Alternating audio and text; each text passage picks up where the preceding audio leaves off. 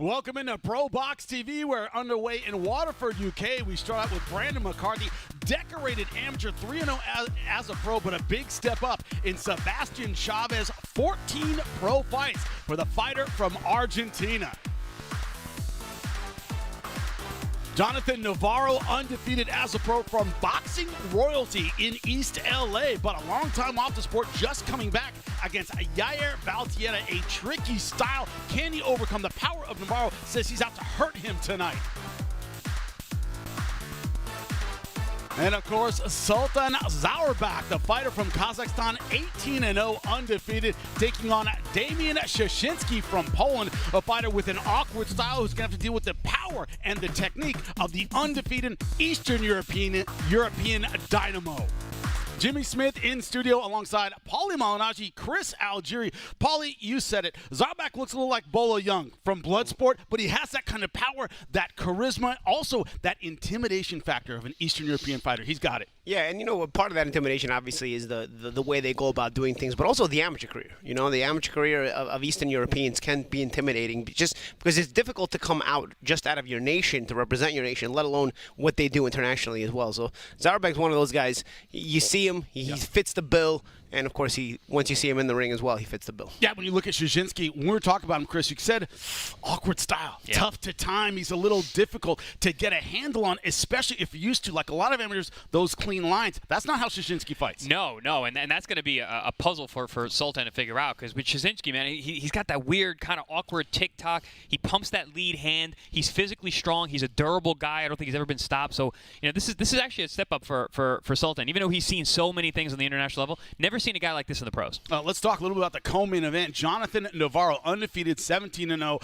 Olympians, outstanding pros all over his family, but 5 years off the sport, made his comeback at ProBox TV. And Chris, during that fight, it was a close one, closer than it should have been against Clarence Booth. A knockdown was the difference there. You kept saying 8 rounds is a lot coming back. His gas was a problem. Can he fix that in between fights? Well, especially against a guy like Clarence Booth. I think it was like his 4th or 5th fight that year. He's a perennial journeyman that's been fighting our cards and put up against the toughest guys that we have, Navarro being one of them. But yeah, no, that was a tough comeback fight. Hopefully, if you know, the handlers are thinking what I'm thinking is that, all right, he busted off the rust. Now we can bring him up into another step-up fight, which this is.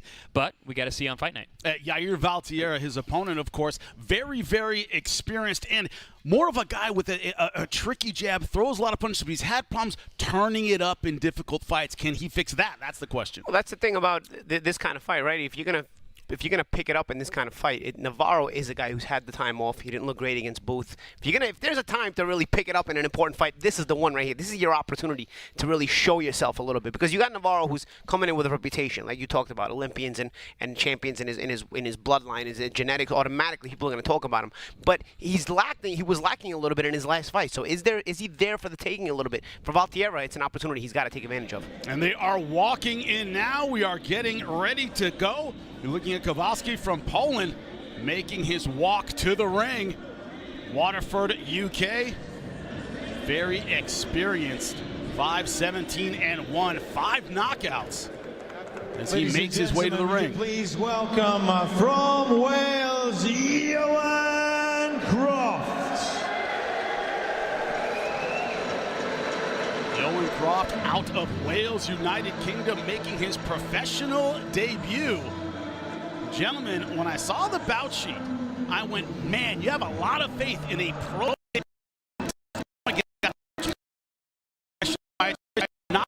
Like, understand what I'm talking about. Yeah, so Glowacki in the ring, I'm like, that guy looks strong, too. Like, so he's got a ton of experience. He looks like he's in shape. He's strong. He's Polish. So, yeah, I agree with you. But they got to really think that this Croft kid has got the goods, because this is a huge, huge step up for a pro debut. That's right. Of course, you know, comes from a boxing family. Twin of Garen, both outstanding, proud Welsh fighters. Was an Olympic hopeful, has that amateur pedigree, and you guys talk about it all the time. You see it in the fundamentals. That is what Croft is going to need tonight. Let's get it started.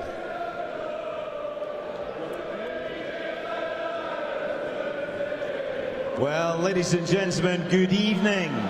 On behalf of Cornland Boxing and Neil Power Promotions, you are all very welcome to the SETU Arena We are coming to you live on ProBox TV around the world, and we are right here in Waterford, Ireland.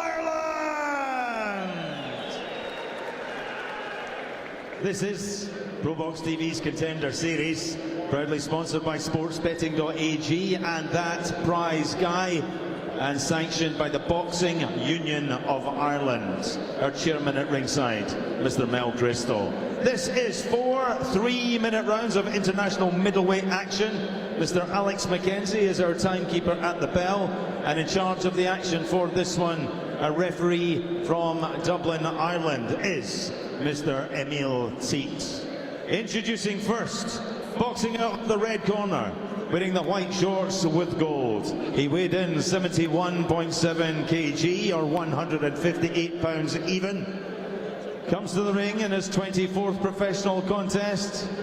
From Szanów, Poland, Bartosz Glowacki.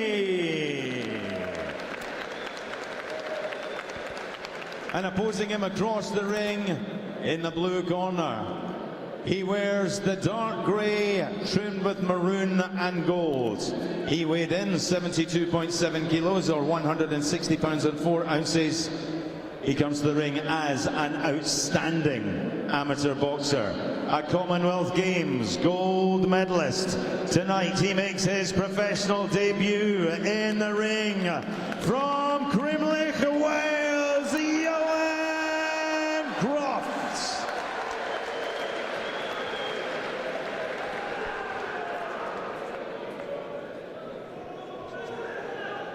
Obey my commands at all times and listen all times. When we're actually break clean, touch him up, it's got to work. You hear who the crowd is behind. Johan Croft, fighting out of Wales, United Kingdom. And also that amateur pedigree. Gentlemen, we talk about the background of fighting in the UK. They know they're great amateurs. Croft is one of them. Yeah, I mean, and right away, I mean, he passes the eye test. You know, he looks to be in great shape. He's tall, he's long, fighting in that southpaw position. Not only does he get him a debut opponent with all this experience, they got him a southpaw as an opponent, too, right? Loading the deck, they believe in him.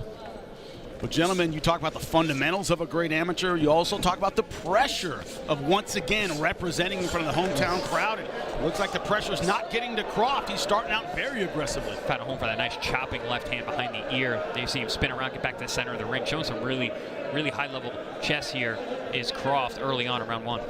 And that's the thing where a young guy usually overcomes the experience. When you do see a young guy overcome the experience of an older guy, is through the energy. You know, there's guys who can use their experience and then sort of throw off the young guy. And especially in a debut, sometimes you're a little nervous and you may not know how to attack the fighter in the correct way. And the experienced guy, even with not a great record, can sort of be crafty and frustrate you. But you can see what Croft is doing. He's trying to basically use that energy to just overtake the older and experienced Glowacki, so that he can't use the experience that he does have. And Glowacki right now not being able to find a way out from the laser sharp left hands, also doing great work with the jab.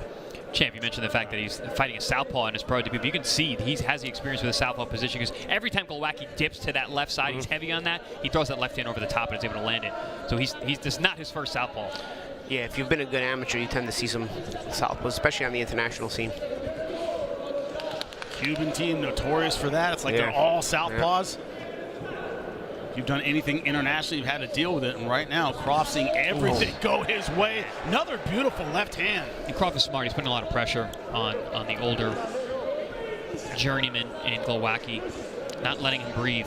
Glowacki also using his experience. He's riding with a lot of these shots too. He's taking them, but he's riding with a lot of them. Maybe hoping that the young Croft maybe punches himself out a little bit. Let's see. And Glowacki right now not really trying to clinch, staying at range, and that's exactly where Croft wants him. Looking for a first-round knock. You see the body positioning of the referee. He's thinking about stopping this. Croft's doing a good job of not smothering himself either. He's keeping position. He's keeping, at a range where he's still able to generate power. There he smothered himself a bit, but for the most part was in a good position to land his power shots with both hands. I feel like he's got to slow down just a little bit, and this is part of the pro debut nerves. You want to look so good, you want to impress. It's all energy, and maybe you take it down a notch to make me land a little more accurately, because the experience of Glowacki has him using a lot of energy right now. But again, it's part of the learning experience. Listen, it obviously proves that they have a lot of confidence in you to put you in with a guy with this kind of experience in your pro debut. Yeah, but you got to be careful here, because even though there's not really much coming back from Glowacki, you got to watch the headbutts, you got to watch the elbows. Oh, against an awkward fighter, Croft has found his range. Looks like, and that's it. That's just when we thought we'd see the end of round number 1. Well, that's also nice when you fight in front of your own promoter's show, because that's not a stopper. There was nothing landing clean. I always complain that I didn't get those. I don't know why. Everybody up in my knockout streak, I did have hurt hands. It was so many times I could have got that kind of stoppage, and like the referee just didn't do me the favor. And then it went the distance in 4 rounds. My second pro fight of 4 round, I dropped the guy 4 times. They wouldn't stop the fight. I'm like, look at mine. But this is why, Chris. We needed this ref. Yeah, one-way traffic, Chris. Yeah, the ref saw which way this was going. No, and I had mentioned there wasn't much coming back from Glowacki. That's why I said you got to watch out for the elbows and the headbutts, just by accident here. But there's no punches coming back. I also do feel you do a disservice to the prospect as well, because that ring time against a guy with this kind of experience helps him. Like, you're not hitting Glowacki clean. You're going to settle in around 2 and 3 and maybe slow it down a little bit and realize the adjustments you need to do. This isn't a fight Croft was going to be at risk of losing, but spending a few rounds in the ring with Glowacki may have been beneficial to him in other ways. Obviously it's a great win. It's going to continue to impress. It's going to continue to get better. But, so I do think with this kind of stoppage, you tend to do a disservice to the prospect more so than the opponent who, what is he, 1 more loss, was not going to make it break his own career. Well, you saw there was no argument from Glowacki at all. Yeah. But, the prospect, I feel like, can use any extra minute against a guy like this. Not to mention there was half a second left in the round. Yeah, well, so that'll do it. Croft with that look and that style, Chris, you say it all the time. If he can fight, going to be a star. Yeah. Good-looking kid. He has the national backing there and looking absolutely fantastic in his professional debut. A first-round stoppage over the Polish fighter.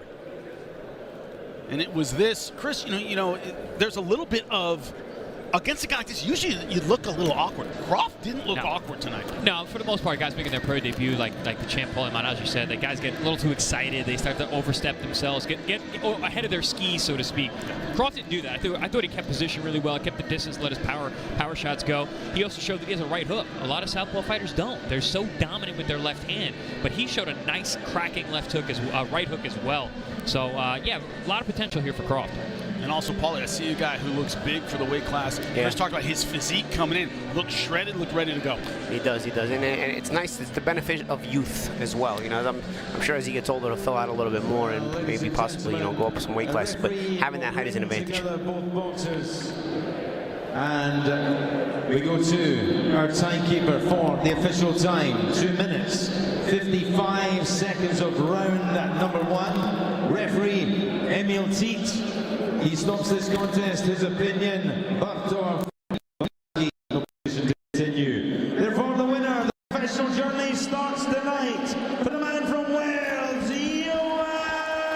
Croft. We're going to see that young man again on ProBox TV. Incredible work by Johan Croft. Outstanding amateur, the first step in his professional career. A successful one, 1-0. A first-round knockout against Bartosz Glowacki.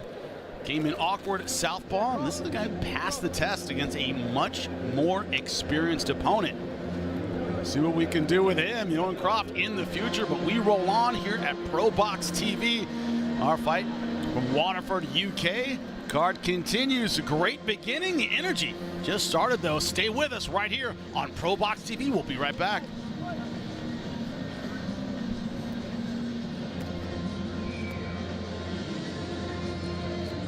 Wednesday night fights, December 11th. Knockout artist Jonathan Maximo ProBox to take on Mexico's Eduardo Zurdito Ramirez. Wednesday night fights. Welcome back into the ProBox TV studios. Jimmy Smith alongside Chris Algieri, Paulie Malignaggi. Well, you look for a flaw in a decorated amateur making his pro debut. With Croft, hard to find that flaw. Yeah, you know, in his debut, he did what you're supposed to do. You know, you got a great stoppage, maybe a little premature, but nonetheless, he dominated the round. He showed that, you know, there is a lot of upside to him.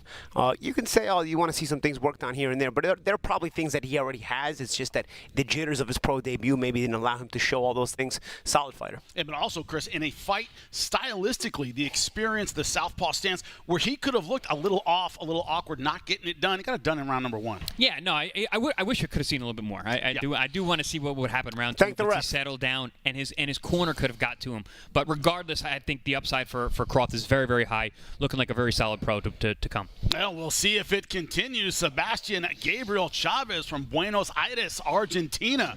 See him making his way to the ring in the red trunks, 6-8 as a pro, 2 knockouts in those 6 wins. But that's going to be a theme when we talk about the experience disparity between the high-level amateur and the pro. His opponent, Brandon McCarthy, just starting out 3-0, but once again, a decorated Irish amateur. Being the road warrior is never easy in this business, to say the least. Coming all the way from Argentina. Yesterday on BoxRec, it said, to be determined, the opponent.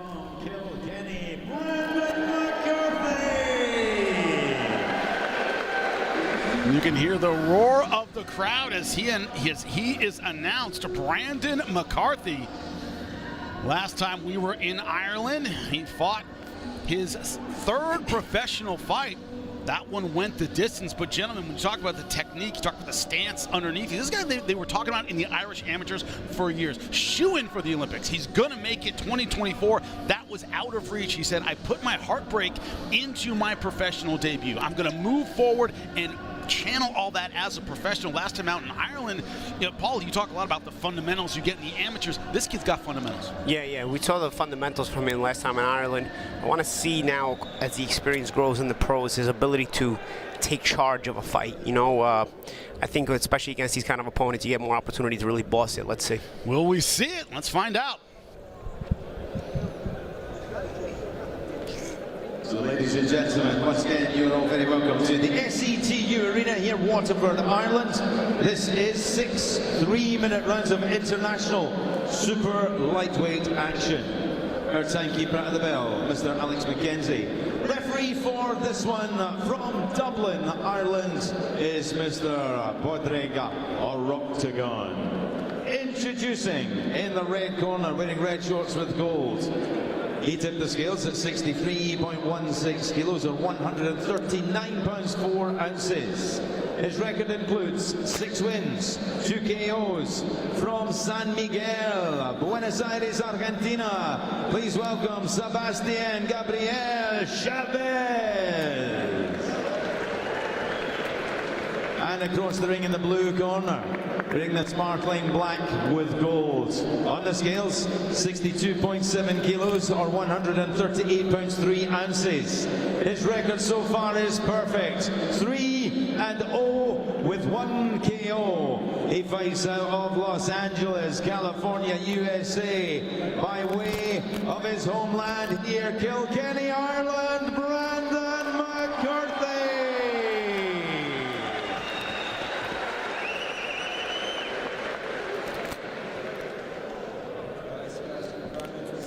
Fight, protect yourselves at all times and obey my commands. Can I read it?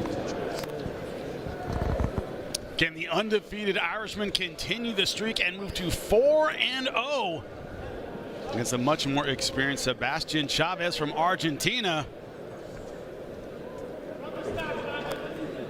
Round number 1 set to go. Round 1. And we are underway.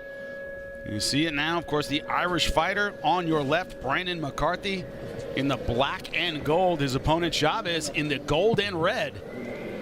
Ahead of his southpaw opponents tonight. Chaves also in the southpaw stance.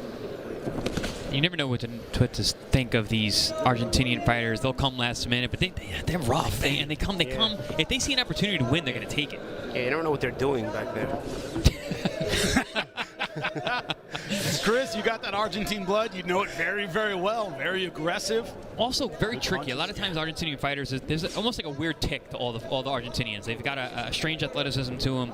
I don't know if it comes from the football background or whatever, but what's happening in those gyms. But you tend to see these guys that are a little bit awkward, but they use it to their advantage. Remember Sergio Martinez? Sergio Martinez. Unbelievable style. Hard to read, fast. Omar Weiss. Really tough super lightweight from a number of years ago, man. Yeah. Tricky guy. Middleweight Loach back in the day. Yeah. Hey, let's go back to the day. Carlos Monzon. A lot of people consider the greatest middleweight of all time. Well, he just beat Joe. Yeah, I was gonna say he wasn't very tricky. He wasn't very tricky. He had hammers.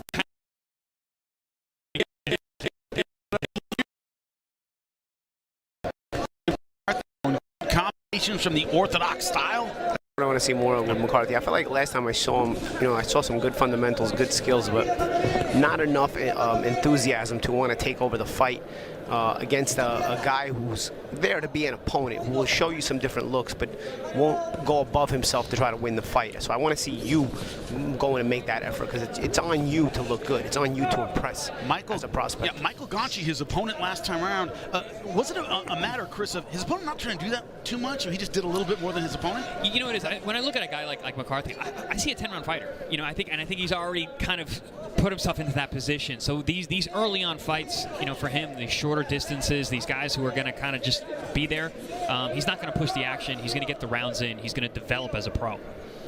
This one a 6-rounder. Just under a minute left in round number 1 so far. Brandon McCarthy, outstanding Irish fighter, training out of Los Angeles, California, the Matchroom Gym that's in Santa Monica. Right now you can see those fundamentals, but to your point, Chris, not really trying to push the action, feeling it out in round number 1.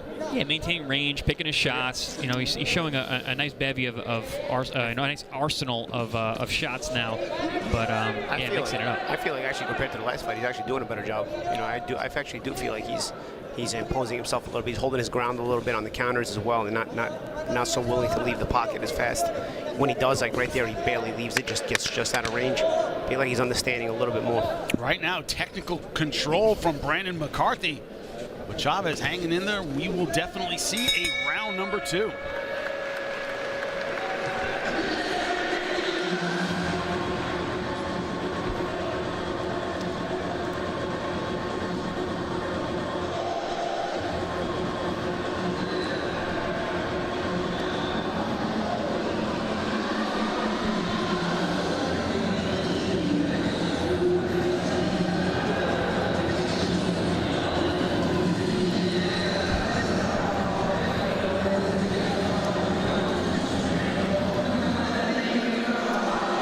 Number 2 about to get underway. You're looking in the corner of Sebastian Chaves, fighter from Argentina. 14 professional fights. There's Brandon McCarthy, undefeated at 3-0 in the first round. Certainly McCarthy technically a wipeout, but not trying to do too much in round number 1. Yeah, but you saw it just there. There's a little check right hook from Chaves. Chaves has a lot of experience. He didn't throw a lot, but he did land a couple of those shots. One interesting interaction that happened at the very end of the round. Chaves landed another one of those little right hooks.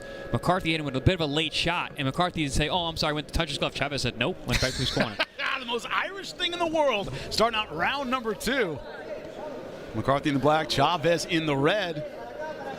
As you said before, we're seeing that amateur pedigree, but Paul, you like a little bit of that getting rounds, warming up, feeling out your various offenses. Yeah, I don't mind obviously the feeling out part. The good hook again by Chaves, but I do like to see that McCarthy is, like I said, holding his ground a little bit more. Obviously, you want to sharpen up the defense here and there. He's got that every picture should have the winning mentality. It's the beat. I feel like I'm seeing more of it from McCarthy this fight than I did this fight. Oh, absolutely. He's controlling the center of the ring great. He's mixing up his punches well. I like the body work. He's being pretty sneaky with it. So definitely improvement in McCarthy here tonight. Yeah, and those are mental adjustments, because physically he's got what he needs. It's just a mental adjustment to make decisions like that.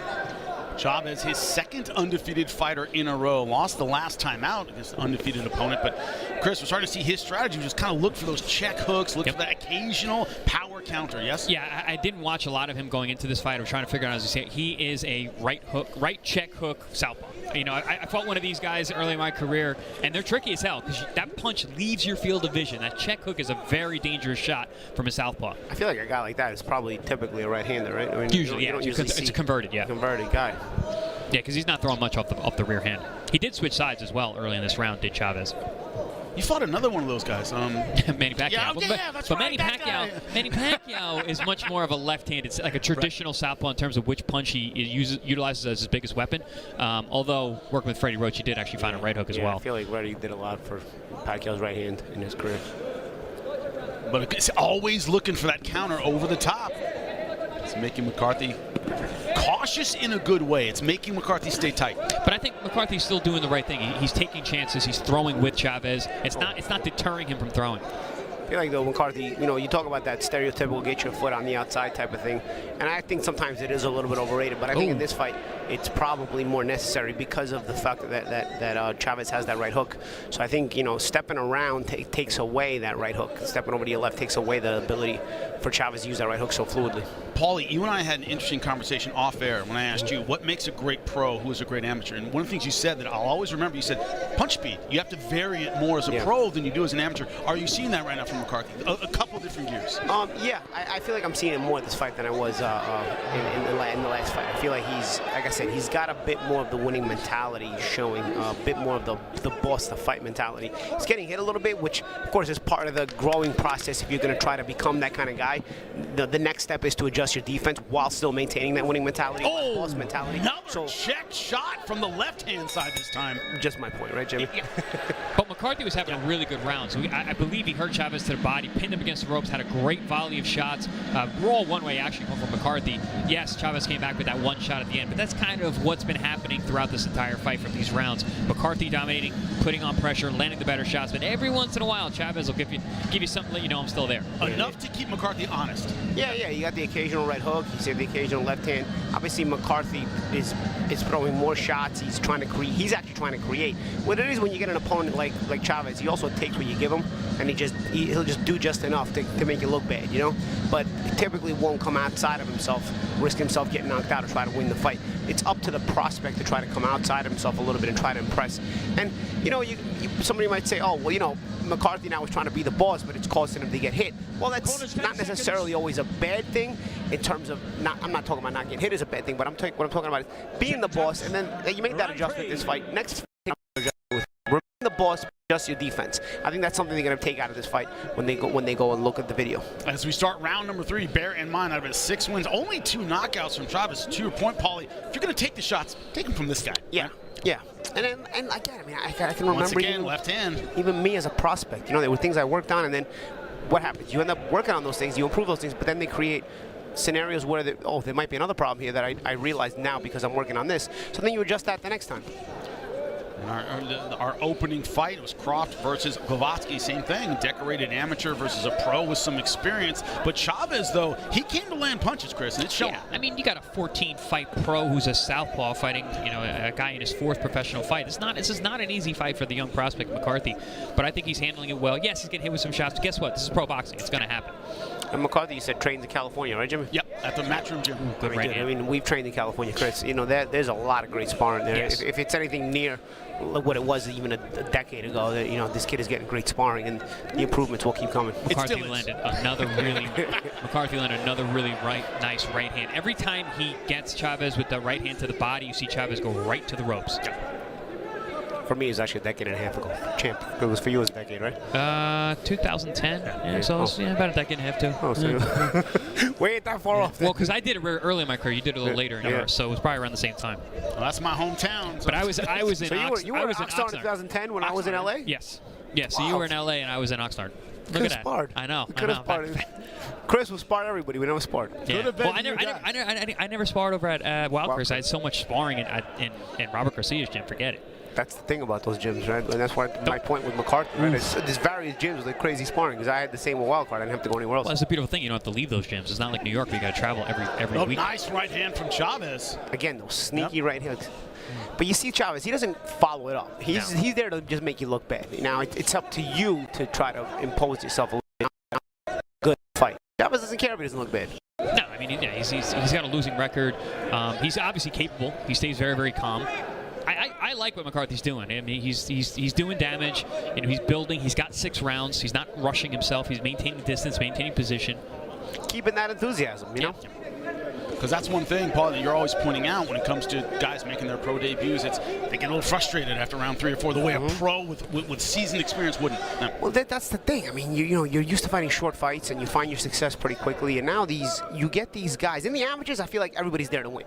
You know, like you don't get opponents in the amateurs. Nobody's getting paid, so nobody's doing it for everybody's doing it for free. Yep. You know, so nobody's there that doesn't want to be there. There's no jobbers in the amateurs. In the pros, you have the jobbers, Jim. Yeah. Like great way to put it. Where these guys, they know they're gonna get paid, so they're just there to kind of make you look bad and let me just get paid tonight and do just enough.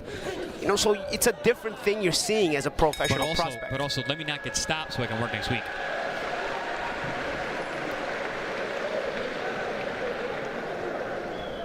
Perfectly.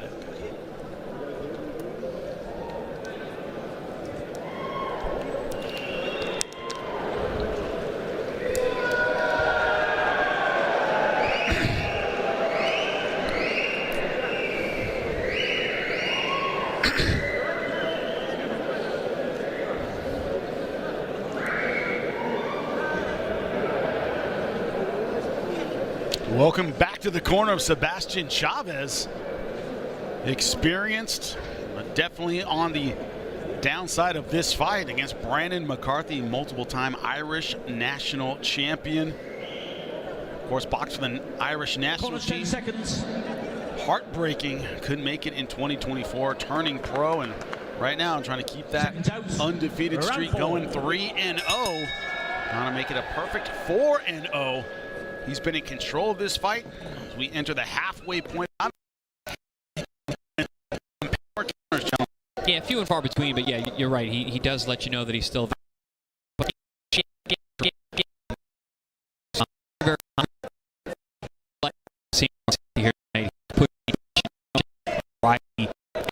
different attacks. He's also being the boss, like you were saying earlier, Champ. Last round, he pushed Chaves' head down, tried to land an uppercut. I like that. Controlling the center of the ring, being the boss in there, and we're seeing that tonight from McCarthy. Also, McCarthy, not a knockout puncher, but not boxing tonight like a knockout puncher. He's boxing like he knows he needs combinations to win. Yeah, I mean, and I think the knockouts will come as you learn to go be the boss in the pros. Again, I think if he's not, as long as he's trying to develop that good double right hand there. Love that. And, you know, again, you see the skill set is there. You know, it's just a matter of the choices and punch selection he has, the choices he makes as far as what angles he finds to punch. Those are going to be the difference makers for him, whether he gets hit or not. You know, how much he's able to go for the finish. There's a cut there. Yeah, yep, with the left eye. It was a clash of heads. Yeah, that's that lefty-righty. And that was a good straight right hand down the middle from McCarthy, landed directly on the chin. Really nice shot. But yeah, you saw Chaves wipe his eye immediately once they came together. Might spur McCarthy on to see some blood. Let's see. Yeah, definitely being aggressive. Certainly seems like it. Yep. Halfway point of round number 4. He sees that cut, gives him something to work on. We talked about him not necessarily having knockout power, but you can always open up a cut. Yeah, but again, you see Chaves. He's very calm. He's using that experience. You know, I don't think I've seen the guy breathe heavy this entire fight. Even if they're being cut, he kind of just wiped it. He's like, all right, here we go. That's been very smart, as you say, Chris, going to the ropes, tying McCarthy up when McCarthy's really gotten aggressive. He's yet to really find his opening. Hasn't really hurt McCarthy. A nice, good right hand. They've been landing very well in this round number 4. Yeah, like McCarthy's precision, too. He's been putting that right on the chin. Beautiful, precise shots, especially with that right hand.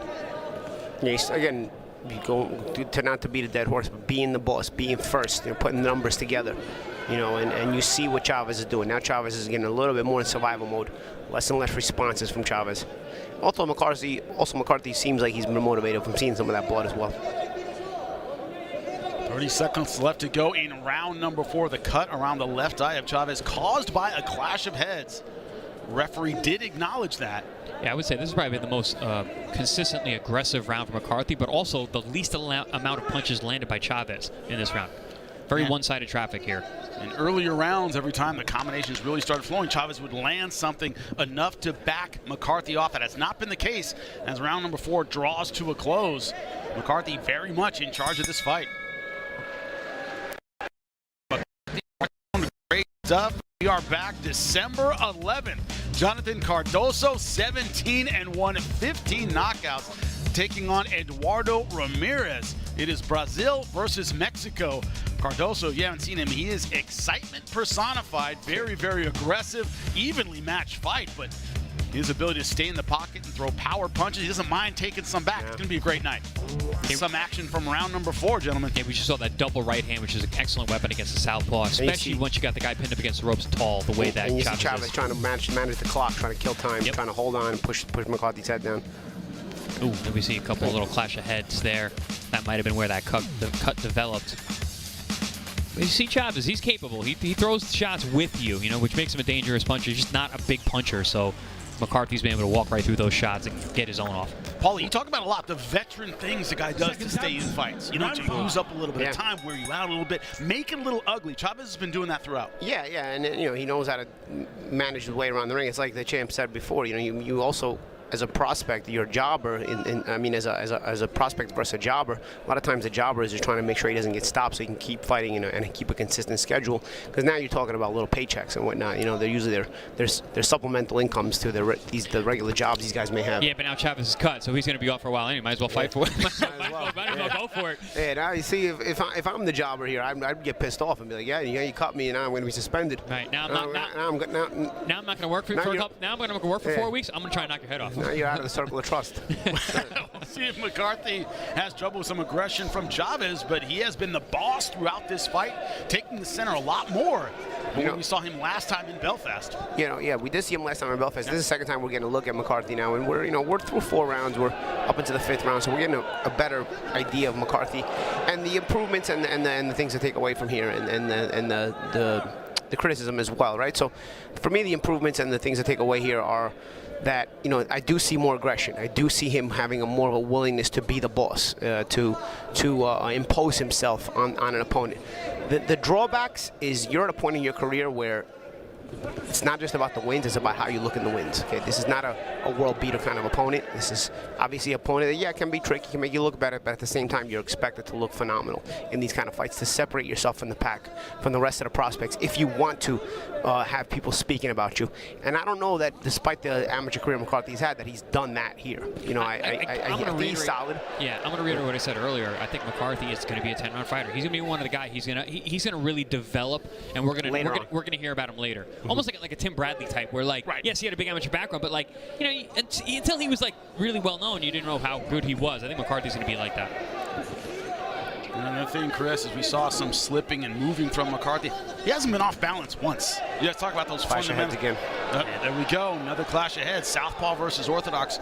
Back to it. McCarthy hasn't been off balance once in this fight, Chris. Always over his feet. No, he's had good positioning. He's been holding position. That's also why he's been taking some shots from the very tricky shots. But again, I like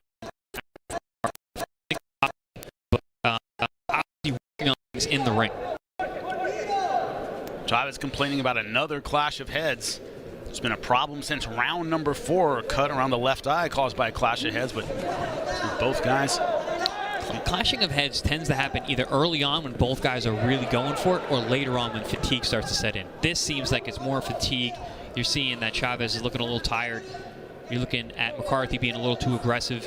Heads are coming together more and more. But is McCarthy controlling the action as the round draws to a close? Fatigue setting in. McCarthy still pushing.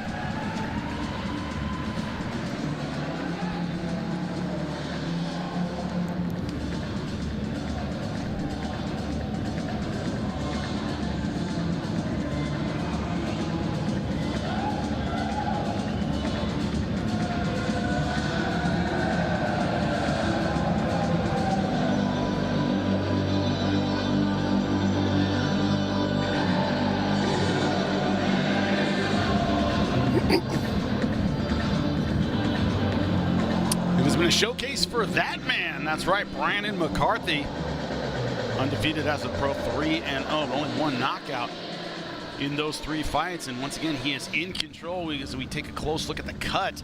Placement is not great. It looks like a horrible cut, but the eyelid tends to be a fight stopper. They haven't really looked at it that closely yet, though, Chris. Has not been bleeding very badly, but you said the placement of that shot, that cut is bad, but also that has a tendency to flip over when it gets hit again. You know, it starts to peel and starts to drip, and that's when you're looking at stoppage country. Last round of this 6-round fight as they touch gloves. McCarthy would surprise me if he weren't a wipeout on the scorecards. I don't think there's one round that could have gone to Chaves. We're seeing the development in McCarthy look better than he had last time in Belfast, for sure. I think you'd have to add up all the shots that Chaves has landed all night long. Put him in one round. That could be the round. Maybe. But otherwise, yeah, I'm hard pressed to give Chaves a round here. Yeah, and he's just not gotten off enough either. No. McCarthy, who's been consistently getting off first, good body shot, trying to create that opportunity. And that's what another thing I wanted to actually start to mention. You know, I see there's an opportunity for some uppercuts to the body, maybe even some uppercuts to the head. Close range. Good little right hook there from McCarthy. He's getting closer. Opportunities to use that, especially when McCarthy starts to bend down a little bit. Like right there, you see there's a clash of heads. The uppercut is there. There's that uppercut. McCarthy trying to be creative here. See him moving his head, trying to fire from different positions. Well, McCarthy has been head-hunting the entire time, to your point, Paulie. No real body work to speak of. Yeah, he used it a couple times in this round. Also, sometimes he's a little bit wide with that right hand. And sometimes a wide right hand works on southpaws, but sometimes because Chaves gets a little low, you can either come with an uppercut or you have to shorten that up. Even if you're intending to throw it from the side, you want to shorten it up a little bit. Makes me think of Marco Antonio Barrera versus Nazim Hamed. He used a sweeping right hook to land a jab. He would get you to kind of look and deal with that right hand and then come back with a nice sharp jab right down the middle. Yeah, sometimes use that throwaway punch to sweep the opponent into a position for the follow-up. Talking about making somebody look bad, Nazim Hamed could do nothing that night against Barrera. Barrera put on an absolute masterclass on how to box a southpaw, especially an unorthodox one like Hamed. And if you also want to see somebody fight mean, Barrera versus Hamed that night. No glove touch in there. Nah, ran his head into a turnbuckle with a half Nelson. Half grappling match, half fighting. We loved it. You know, it was the attitude era in wrestling at that time, so. 100%. I mean, Barrera always fought with a lot of attitude. Nice moves there from McCarthy. Nice slick stuff. Comes back with an overhand right over the top. Hey, we've been talking about it all night, Chris. His balance is good. Over his feet, good movement, head movement, footwork. It's all been there. Chaves has just been tricky enough to stay in the fight. Did not come here to give up. But the fighter from Argentina to your right in the red trunks has just been outworked. Yeah, and he's been less and less effective as these rounds went on. And a last-minute replacement coming into this fight, so I had to fly from Argentina. It's never easy on you. Yeah. All things considered, he's done his job, Chaves. You know, put in the work. Got McCarthy some rounds of work. And also just didn't bail. Got hit with some good shots and actually stuck it out. Actually. Yeah, gave it back. Yeah. When you go back to Matchroom Boxing in Santa Monica, where he is training, his trainer's going to have something to look at with this fight for sure. Absolutely. Well, he got 6 rounds to study now and work off. I actually like young fighters getting rounds in, even though it's better for your record to have the KOs, but you're at least getting these professional rounds where you get to develop. Certainly did, and that is the end of the round and the fight. Brandon McCarthy, of course, feeling good in front of the hometown crowd from Kilkenny, Ireland. This fight taking place in Waterford. Crowd very much behind him, but looked like another day at the office for McCarthy against an experienced opponent in Sebastian Chaves. That cut, fortunately, not an issue, but another technical, tactical display from McCarthy. Yeah, you see that short right hook there, and those were the short, when McCarthy, an example when McCarthy did shorten up that right hand from the side, it landed very well. You see, and there's an opportunity where he missed it a little bit wide. Sometimes he was a little bit wide or just missing some of those right hands. Again, you work on maybe shortening up some of the shots. See there, he's reaching in and falling in. But overall, you saw him have at least the mentality to be the boss. Now it's about adjusting the technical part of it. But he did adjust the psychological part of it, in my opinion, based on what I saw from the last time, which is his desire to impose himself as the boss in the fight. Chris, as Teddy Alex would say, trim a little fat off those punches? Yeah, well, but the good thing about watching this fight back for Team McCarthy is they're going to see points where he actually did throw nice, clean, lean right hands, and they landed beautifully. When he threw them a little bit wide, that's when you got the clash of heads, that's when you missed the shots. But when he threw them straight down the middle, he was landing right on the chin. So it's a great study piece for his team. Chris, when you and I talked about when you fought Amir Khan, you said he had an amateur style for 12 rounds. Yeah. You said it's very hard to have amateur volume for 6 rounds. Is that a little bit of the problem here where he's just transitioning to a pro, has to learn how to be a little more efficient? I definitely think it's a transition. You can see that he's trying to set down, trying to be a little more power puncher. He's going to need to develop that even more. Well, ladies and gentlemen, our referee, Mr. Porrig Oroctagon, will bring both boxers to the center of the ring. And as we await the boxers coming together, please, ladies and gentlemen, let's show your appreciation for both boxers in the ring.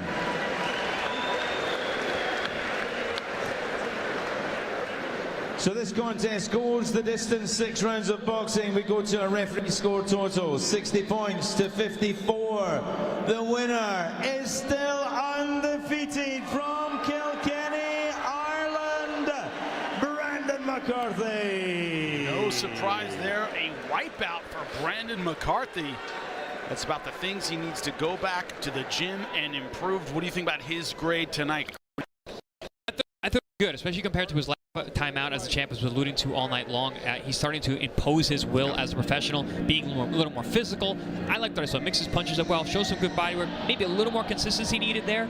But like I said, this is going to be great study material for Team McCarthy when they look back. They got 6 rounds against a durable guy. They see what worked, they see what didn't. A lot to improve. The potential is certainly there on the great Irish amateur. His pro career will roll on, and so will we right after this.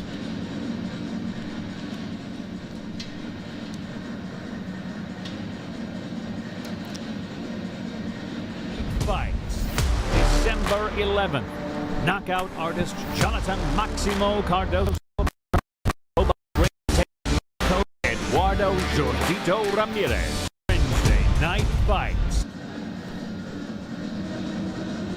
Welcome back, Waterford, UK. That's where we are in Ireland. Second time there for ProBox TV. The crowd has been into it as 2 great Irish amateurs have taken to the ring. Well, we'll get a third in Garen Croft making his professional debut. One thing about this UK crowd, they know about their Irish champions, and they have been behind them 1,000%. And that's right, his brother getting a first-round stoppage. Now the pressure is on. Can Garen Croft do the same? You know, we're all siblings. We don't want our brother to do better than us. Not going to happen.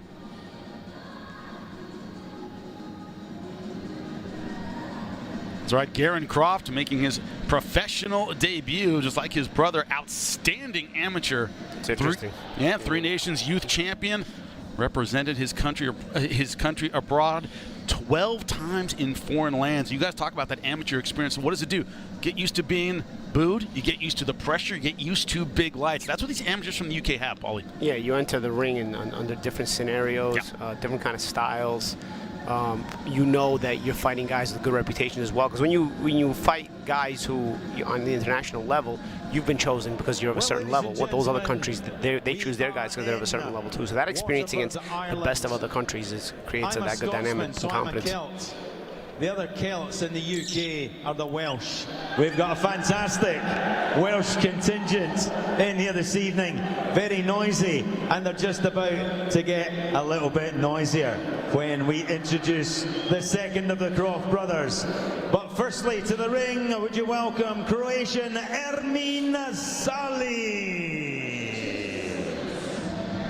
From Croatia, Ermin Sali making his way to the ring, 1-3 as a pro, but that 1 win by knockout.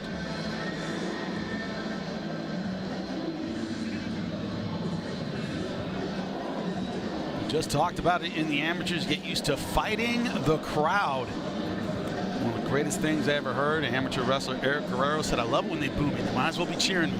I get energy either way." What's your thought on that, Paulie? Well, I think you always rather be involved with in a live crowd. You know, you'd rather have reactions than no reactions. You're like right now, this guy's walking to the ring, and I don't really hear much of the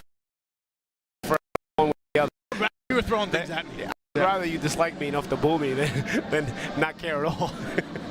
Well, his opponent, he's going to get a reaction from the crowd. Let's bring him in.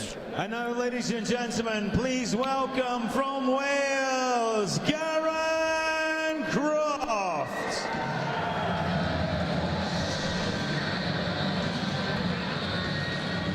European amateur silver medalist, Commonwealth bronze medalist. His twin brother opened up our card tonight, got a first round knockout. Gentlemen, nothing really changes whether you're in the schoolyard or the gym. It's one of those things where your brother does something, you know he goes in back in the locker room and says, beat that. What do you think of that, Chris? Well, it's gonna be tough to beat the first round stoppage. Exactly. But you know, I'm sure he's up for it. I mean, can you imagine having a twin brother same size in the same sport where it's a weight class sport? You have a sparring partner forever. We never would have survived. And you Both fighters making their perfect, exactly, all the pressure on. Born the same day with a twin, right? Oh, there'd be broken noses in my family. That's right, 22 years old, 8 years younger than his opponent. Look at that height differential, 5'11" versus 5'4", also 4.5 pounds heavier. Absolutely unbelievable, the physique on both Croft brothers. We're gonna see that again tonight in this fight.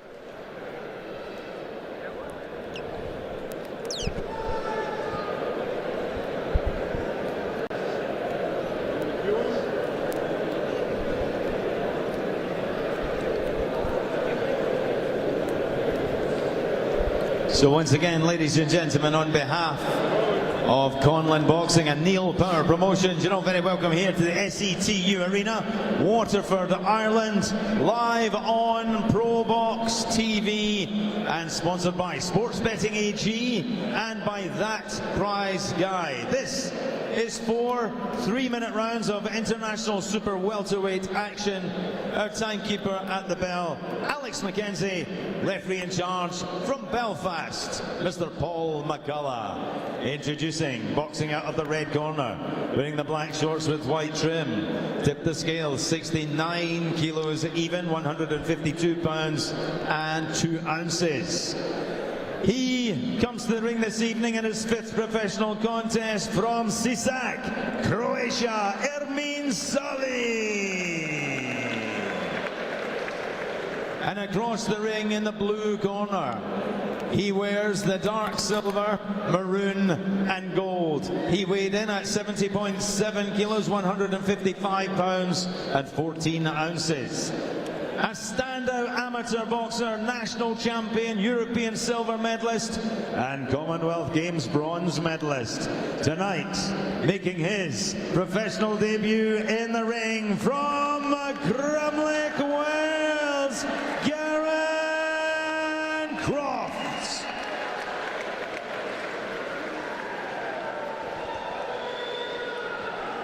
Okay, gentlemen, the Bay may come up to all times. Touch gloves, God bless.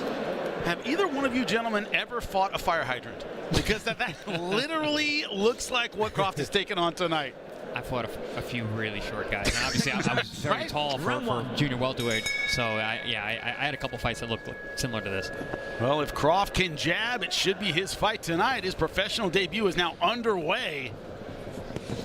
In the silver and red. Oh my God, a right hand? That might be it. He mounts off the ground. That's it. Gentlemen, I love how does he beat a first-round knockout for his twin brother like this? Do it in 9 seconds. Come on, dude. I mean, these refs are too much in a rush to stop the fight. We gotta take a look at that again. Let the guy, dude. It's your own prospect. Let him get some experience. Why? I didn't even see him. He did. Yeah, he did. Why? There we go. No, he officially waved it off. He waved it off before already, though. That's why they were arguing. But why the rush to stop the fight, dude? Like, I don't understand. I mean, and again, the guy bounced off the ground himself. He wasn't looking to really also win the fight. But the referee, why the rush to stop the fight? It's not like Sali right now protesting the because you do a disservice, just like his brother. You do a disservice to the prospect. I mean, what's the rush, dude? Why can't the guy get some time in the ring with the opponent? I can't tell which guy just fought right now. Whether the cornerman or the fight. Anthony There's Crawler, no sweat former world champion. Yeah. No sweat on him at all. Looks like he made. I've seen tougher warm-ups, gentlemen. Let's take a look at it. You've seen it a million times. I feel like he left his feet himself. Yeah, I mean, the punch barely landed. Yeah, he willingly went down. But having said that, I think he hit him on the glove as well. Yeah. I hit him on the temple there, but that one didn't even land. I think it was that first shot to the temple, but. But why the stoppage? Well, a lot of times he did get up. What the? Oh, no, his feet actually fell out behind. Yeah, it's okay. No, he bounced. He bounced. Like, but he did land that one. That one hit him on the forehead. But what's with the ref though? We don't get the ref though. All right, in the referee's defense. Hey, did you have any of these? No, I didn't. Paul, I want to hear you how you never got any of these ever. I love that. I love what Paul didn't. I didn't. I have seen these things happen even with other guys. Dude, I don't get it. Dude. I mean, I think again, I defend the prospect in that he deserves better than this anyway. Granted, the opponent wasn't going to last long anyway, but give the guy a chance to stay in the ring.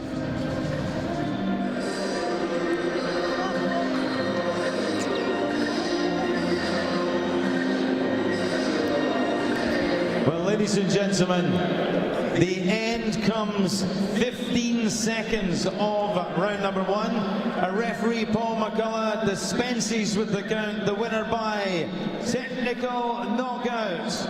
And the professional journey starting tonight, Croft. Sali protesting, but I don't know what you want Croft to do. You went down, stopped it. This is the standard, because don't get me wrong, I'm defending the fact that this shouldn't have been stopped, but I'm not going to defend the opponent either. He wasn't looking to last long himself. Don't get me wrong. Otherwise, you don't bounce like that to the floor without wanting to be a way out of it. Threw his feet out from underneath. He was looking for a way to get out of the fight. Don't get me wrong, but he still could have lasted another minute or so. You know, but you got an opponent that doesn't want to fight, and a referee who's dying to stop the fight, as if there's a threat in the ring anyway. You know, so the combination just wasn't good. But this is also the standard fake protest from the opponent that he knows he's got a free check, so he's got to protect the free check. He argued harder than he fought. So because here's the thing. He might not get paid. Yes. They might say, "Oh, you didn't try hard enough. You might not get paid." So this is the standard fake argument now from the opponent. Like, "Oh, you know what? They should have let me fight." He's telling the 20-year-old, 22-year-old kid who doesn't even care. You know, they should have stopped this. You're talking to a 22-year-old kid who's just there to fight. Also, do they even speak the same language? Yeah, but he doesn't care what your excuse is or whatever. That's it. The result is the result.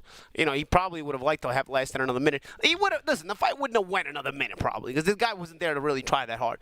But a real fire hydrant would have lasted longer. I'll tell you that. But nonetheless, I don't get the referee. I can't get off these referees. I don't understand it. What's the rush, dude? Right. You see the announcer waved off the count. Why are you waving off the count? He barely got hit. Why do you need to wave off that count? What is the point of waving off that count? All right, two things that I will say. Number one, in defense of the referee, a lot of people will stop it if the fighter lifts his head up and goes back down, which is exactly because it's a sign that you don't want to get up. But why? A lot of referees do. Yeah. Why?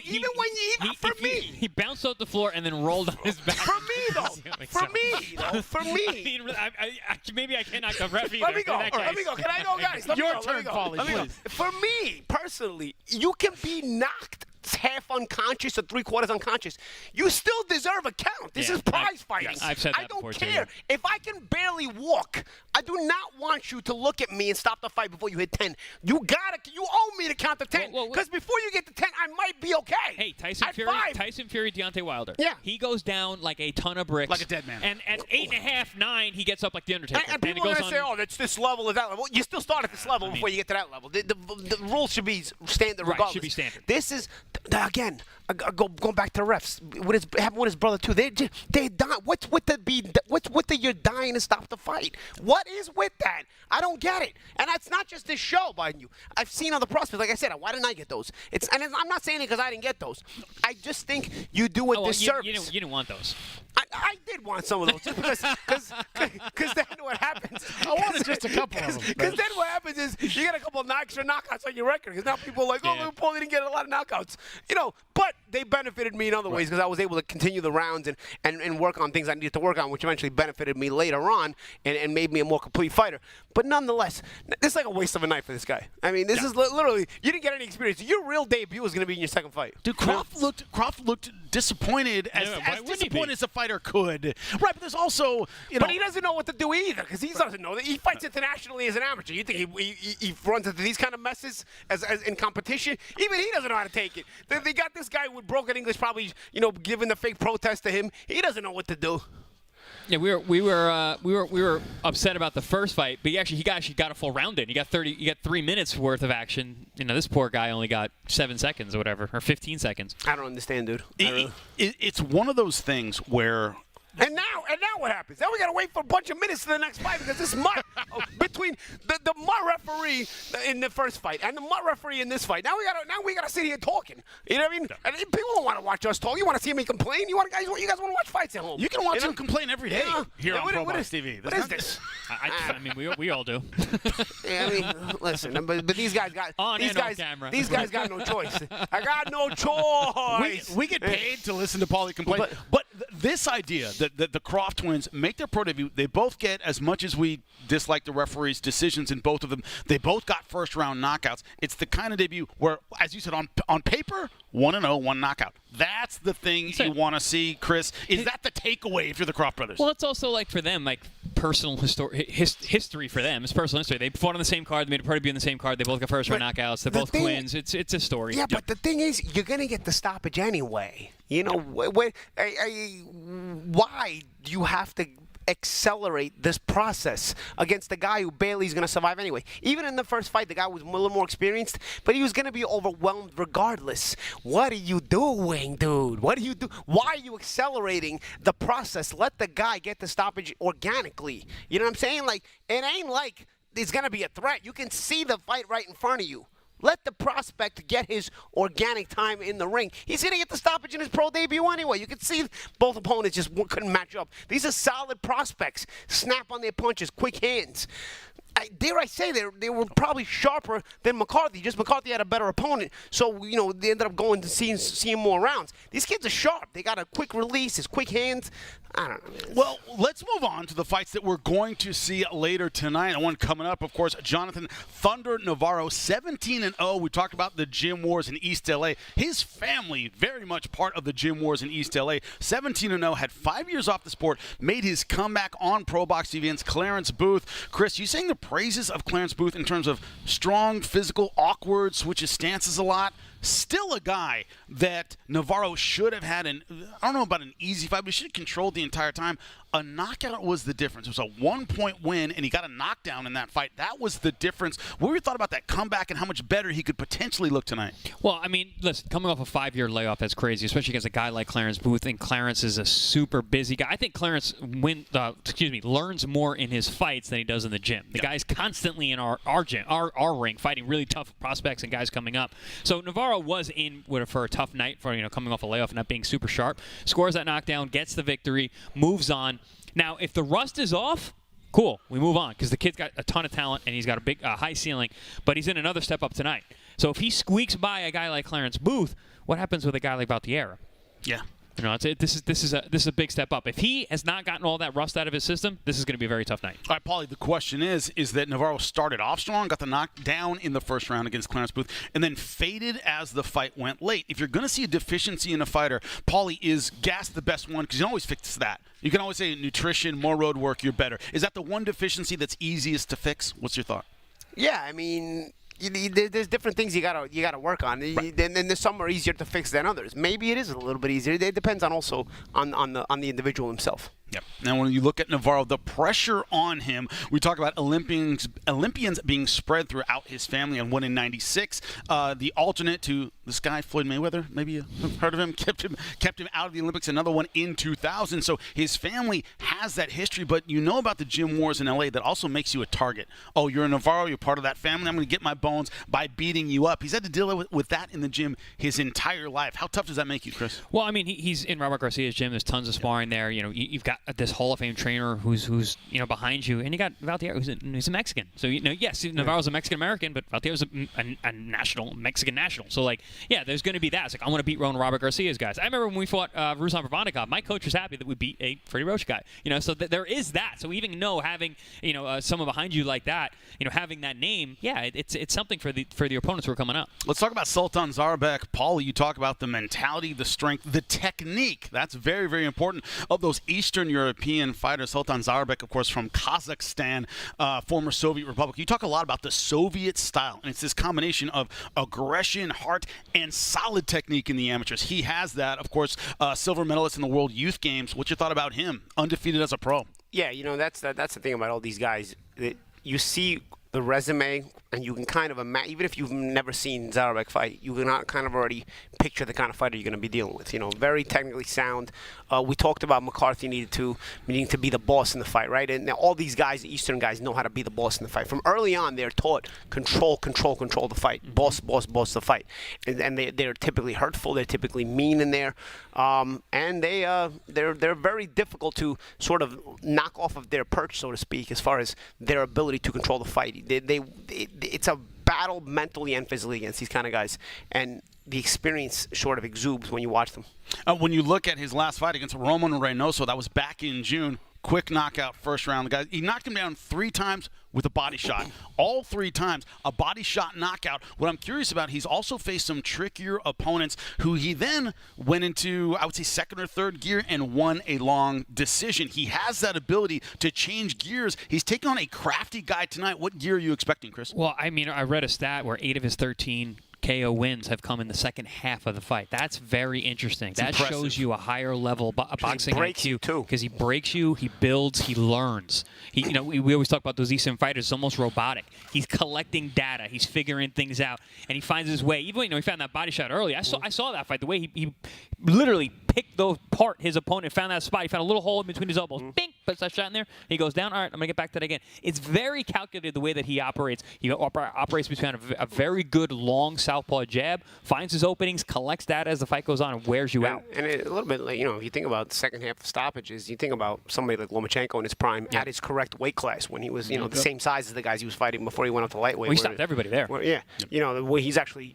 fighting guys his own size, but he's still not a one-punch guy even when he's fighting guys his own size. But he was beating on them so much that we're getting those stoppages against. It's the technique. Some of these guys from the East are just monster punchers. Some of these guys from the East know how to consistently stay on top of you with great technique. Better versus Bivol. You just name both guys. Styles. Both That's styles. what I was about to say, yeah. And they all go to the body real well. Yeah. They're all sneaky to the body. Now, Szczinski has never been stopped in his career. Polish fighter with an awkward style, long punches. This idea that it might be about who mentally breaks down. 2 Eastern European fighters, but Paulie, I know you fought Eastern Europeans, you've sparred Eastern Europeans. It's almost he's a man, you hurt him. There's always that moment of, they're not going to tell you when they're hurt. Rocky IV. Rocky IV, right? Came out around this time in, 39 years ago. Right. You got to have that. Thanks. Yeah. Thanks. Thanks, by the way. You're making me feel old. Look, but Paulie, that situation of your corner going, it may not look like you hurt him, but you did. Is that a big part of a fight like this against a guy who's not going to show it? He's a man. He's not a machine. Right. Yeah, that's it. I mean, it's one of those things. I don't know. You fought a tough Eastern European as well. I feel like you come in sort of bracing for that kind of mentality, right? You come in sort of bracing for that, like, okay, this guy, he's going to bring in, he's going to be technically sound, but I'm going to have to be focused 3 minutes of every round. And then when you do start to break them, you sort of gain that, like, inner confidence, Well, I also almost like I have this confidence right now with this wire on my shoulder, and I can just toss it off, like that. You're trying to deal with it, but it's persistent. At the same time that I got to toss it off, I got to make sure my headset doesn't fall off at the same time because it's connected to it's connected to my headset. It's tougher than the last fight we saw. Yeah, it's lasting longer. Right. It lasted longer. More durability than the fight. As a matter of fact, I needed Chris's help, or otherwise I wouldn't have beat it. But nonetheless, I think and going back to what I was saying, and they are difficult to deal with. But when you start to get that break on them, you get that and you start to sort of grow mentally in the stage of a fight. Let's see what Szczinski if Szczinski can get us to that point. He's awkward, so he brings something to the table that can, as long as he can make the awkwardness work for him, attack-wise and frustrating-wise, he may be able to show us a little something about Zaurbek. We'll see. I always say with those kinds of guys, I don't mean Eastern Europeans. I just mean guys who are very disciplined and fight that way, and they don't kind of show. They're kind of stoic. Those guys don't bend; they break. Those are Eastern Europeans. Once you get them, yeah. So when you get them to that point, it's like off a cliff. Like they're good, and they just go down. It's just most guys will never get into that point. So right, that's the problem. And or you'll get them close to it and you'll know it. It's like you're digging for gold and you give up right before you break it. Right before you get there. So. Let's talk a little bit about if you're on the side of Sultan Zaurbek. This is a guy who, at 18-0, 13 knockouts, we have seen guys with far less experience get big fights, right? Is it this idea of maybe having that performance tonight against an awkward guy that gets you that next level opposition, that gets you the eyeballs? We talk here on, Angelo Leo fought on ProBox TV, looked great on our air, and is now a world champion. Is he looking for that kind of performance? Jimmy, I'm going to say it right now. It's not the record. He's already there. Yeah. It's the platform. Yeah. It's going to be the eyes to see him. They see how good he is. Well, we all came in and we're like, this guy's good. Yeah. This guy's good. If the rest of the world sees that and he puts on a performance where he shows his talent, this guy's going to be a world title fight soon.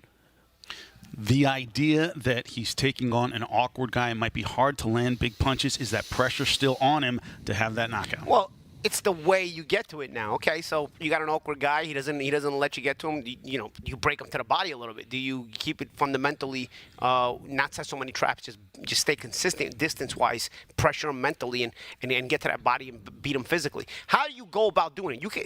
I don't know that you need the stoppage. You might, because the longer an awkward guy lasts inside the ring with you, the uglier the fight gets, and then people do criticize. But again, I'm wondering how the fight evolves. We know he's a capable guy. I'm wondering how he's going to make that evolve and how he's going to achieve that victory, if he's to achieve victory tonight. Well, that is right. That is our main event when it comes to Sultan Zaurbek, 18-0, 13 knockouts, versus Damian Szczinski from Poland, 28-3-2, only 7 knockouts. That is the big question here: is will the Polish fighter, very, very experienced, but doesn't have what we call the get off me power? He doesn't have that. Are we going to see a more aggressive version of Zaurbek? One thing we haven't seen: he is a great body puncher, can box well from the outside. Does he want to get inside on a guy that he doesn't believe can back him up? Well, we see a guy who's more aggressive early. Chris, you talked about the late knockouts, the read and react tendency. When you're in front of a guy who can be awkward, as you said, Paulie, can make a fight ugly, but doesn't have a ton of power, do you go in, get in his face, try and get him out of there early? What's your thought on that, Paulie? For me, the action is the juice. So for me, you go in there and you go get it, because you have a little bit more risk you can take against a guy who doesn't hit as hard. The other side of an awkward guy doing that is you can run into headbutts and things like that. So you got to be careful, again, because it's a give and take here. Again, like I said before, the longer an awkward opponent lasts in the ring with you, the more of a chance you got to make it an ugly fight. And then even if you win, you get criticized. If you can get him out of there, you get him out of there. How you get him out of there is also important. But like I said, the action is the juice. If you get him out of there, and you get him out of there impressively, and you get him out of there with some action, people are going to be talking. Just don't get headbutted with the awkwardness. By the way, rest in peace, Tom Sizemore. We loved you in Heat. Come on. Paulie's giving credit to that one. A lot of movie quotes subtly I like to throw in there for all my movie buffs. There's been 3 already tonight. Yeah. 3 already. Chris is counting because he's a movie buff like I am. We're keeping track. And also, December 11th, Jonathan Cardoza, 17-1. You talk about power. We're talking about that with Zaurbek. A similar power here. 17 wins, 15 knockouts versus Eduardo Ramirez, 28-4-3. 13 knockouts, gentlemen. Let's talk a little bit about that fight. Cardoza from Brazil. The problem, and we've all seen it, he does like to stay in the pocket. And against athletic guys who have power, he can take some punches. For you guys, does that mean excitement, or does it mean maybe some danger for Cardozo in this fight? Chris, what do you think? What's the difference? It's exciting for us. Is there a difference? The action is the juice, right? What are we, the thesaurus now? What are we talking about? Semantics here. Semantics. No, I mean, danger for Cardoza means it's going to be an exciting fight, but I don't think Cardoza knows how to be in a non-exciting fight. He's kind of a face-forward guy. He's very aggressive. He's big for the weight class. He's got that youthful exuberance that we always talk about. Lets those hands go. Doesn't mind getting hit. You hit me, I'm going to hit you right back. But he's fighting a guy who doesn't have big power. Not that he can't hurt you, not that he can't use his experience. I think we're going to have a shootout in this fight. Yeah, and Cardozo, you talk about, just to show you the kind of exciting guy he is. He's reckless in a lot of ways. Yeah, face but first, but he knows he's powerful. But at the same time, we still question how good can he take it as well. So it goes back and forth. He's vulnerable too, which makes him even more exciting. Reckless and dangerous, and he likes to live dangerous. But as fans, we like those kind of fighters. And I'm not talking about live dangerous like in Austin Powers when they were staying on a 5 on a 21. Right. You know what I mean? Like that's living dangerously the other way. I'm talking about he hits on 19. You know what I'm saying? That's 4. So like he lives dangerously. Right. And Cardozo will be on the edge of a brilliant win, and he'll get himself knocked out type of thing. Or he'll be on the verge of getting beat up, and he'll come back and get the stoppage and a knockout. That's the kind of fighter he is. Turo God, yes, just not as popular yet. Another thing to think about when it comes to ProBox TV, a lot of times, especially the Mexican fighter with a lot of experience who doesn't have a ton of knockouts, Chris, they tend to pour it on ProBox TV, and we've seen knockouts from guys like, I don't think, boom, and they somehow get it. It's happened a lot. That's what I said. I mean, he doesn't have a bunch of knockouts, but listen, if you got a guy who's got a porous defense, and you start touching him, ding, ding, ding, ding, I mean, you could end up getting a stoppage, especially with a guy who, a guy who can be vulnerable, like the champ said. Yeah, Akatsuga, of course, fighting on our era, a guy known for his volume, not his knockout power. Last time out in ProBox TV, what does he get? A great knockout. As Paul, as you like to say, Akatsugi doesn't always get knockouts, so when he does, he makes sure it's on ProBox TV. Exactly, but it's one of those things, Paul, where you go, oh, that guy's not a heavy puncher. Yeah, because you're not standing in there. Paul is like, yeah, you're not standing there taking those punches. Akatsugi may be one of the more interesting men in the world. Right. It is very, very true, gentlemen, as we roll on here on ProBox TV. That's right. Headed into our co-main event. Jonathan Navarro taking on Yair Valtierra. See, 5 years older is Navarro. Same height, similar weight. Slight reach advantage for Valtierra. That might be a huge factor in this fight when he uses the jab effectively. Valtierra can make any fight interesting. Jonathan Navarro, can he come back after a long layoff and only one fight? It was here on ProBox in the last 6 years. How will he look tonight? That is the question. When you look at Navarro, it is the history, it is the record, it is the history in East LA of his entire family. All of that on the line tonight. And Chris, I want to talk to you because you said it. We both saw interviews where Navarro was talking about, going to send this guy into the ground. I'm going to do everything to take him on. Do you like that kind of bravado? Is it a step up from the last time we saw him? Listen, I mean, I think he understands, he's been out of the ring. He came back. There was a lot of questions to answer. Maybe he answered a lot of those questions himself that night. Great. It wasn't a fantastic performance, but listen, he got through it against a very tough, durable guy. And now he's sitting there. He's like, all right, now I'm ready. Now I'm ready to take off. This guy is not on my level, and I'm going to show the world. Right. Well, we see him more. Now, he had an aggressive start against Clarence Booth, got a knockdown in round 1 and faded late. Could he maybe double down on that and go, okay, if I'm going to be a fast starter, I'm going to start real fast tonight, but he's facing on an experienced, tricky guy. What's your thought on the start here tonight, Paulie? Yeah, I think it's very, very important to start good, and get that momentum going and make people talk about you. When you come from boxing royalty and the genetics that the Navarro comes from, a couple of good performances and people talking about you a little bit more because of, where you come from. One thing about the Navarros, they've been very good, both Olympians, but nobody's held a major world title out of the Navarros, and there's still something he can add to that legacy of a great family tradition in boxing. And Jonathan Navarro, of course, having the numbers right now, 17-0, 9 knockouts. Of course, his second appearance tonight on ProBox TV, this time in the UK against Valtierra. Let's talk a little bit about Valtierra. We talk about tonight, one of the contrasts tonight is undefeated, tough puncher against a guy who is awkward, tricky, difficult, outside. It's tough to get the timing and the read on him. Do you put Valtierra, Chris, solidly in that category? Absolutely, yeah. I mean, he's not like a traditional, like you would, the old school saying, oh, he's a Mexican fighter, he's right in front of you. He's got a little bit of upper body movement. He fires from there. He shoots from his head movement. Has a little bit of a good movement. Listen, there's no such thing as a good loss. This guy's got some pretty deep, good losses, if you can call them that. He fought some really tough guys, went the distance, was in those fights, competitive. We don't say good loss. We say moral victories. Well, I don't like that word either. But all right.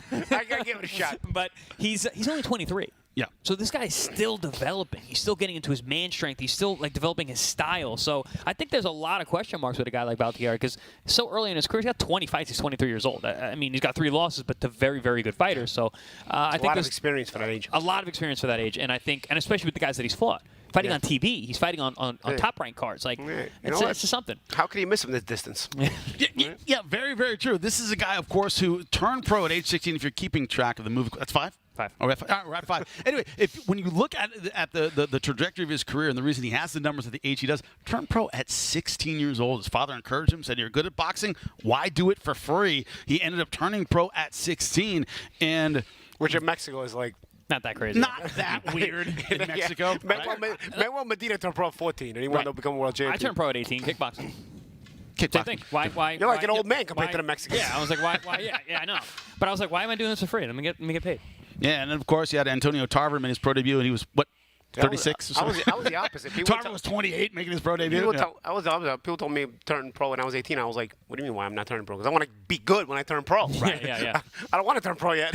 So I turned pro when I was 20. This idea that Valtierra has had to learn on the job man strength is a real thing. A lot of times you don't develop that till at least your late 20s, early 30s. He's had to box men from 16 years old. That changes your style. You don't have the power to knock anyone out. So a lot of times you have to be awkward. You have to be a volume guy. But Chris, in the fights that he has lost at the elite level, there's been a little bit of a volume issue. Hasn't turned it on when he's needed to. Hasn't had the killer instinct when it has really counted in fights. Could we see that tonight? Well, I think with him, a lot of that lack of volume or fighting back is that he's worrying too much about being defensive and not getting hit. And he's trying to avoid the big onslaught from a guy like Murataya, from a guy like Lindolfo Delgado. Very explosive, offensive guys. So I think he kind of got a little bit shell-shocked and keeping his hands at home to survive those rounds rather than actually trying to win. And the Lindoro fight, of course, that was in the undercard of the Navarrete fight, and which, of course, a rematch is going to happen. Huge card. Huge card. It's going to happen later on tonight. And he was bumped up. There was an injury to the co-main. He was bumped up to, I believe, the co-main spot very, very late and handled that well. That big lights experience. How does that help him tonight, Paul? You've been in the big lights fights. Yep. Yeah, I mean, anytime you've been to places and experienced things that, maybe you may not have experienced before, not everybody has experience, you take something out of it. From a standpoint of emotional and mental stability when you're going into difficult fights, you say, I've been here. You can cross that off. I've got this check mark. I understand how to approach this. Because your approach to moments like this is very, very important. The way you have a mental approach. When you're going in there blind, you can only go by what you've heard of how your mental approach can be. But when you've actually experienced it, well, you know how to get the best of yourself. Well, it is Valtierra, of course, taking on Jonathan Navarro. Navarro from East LA, California, a family with a rich boxing tradition, looking to carry that on tonight in the UK. Let's get back into the ring.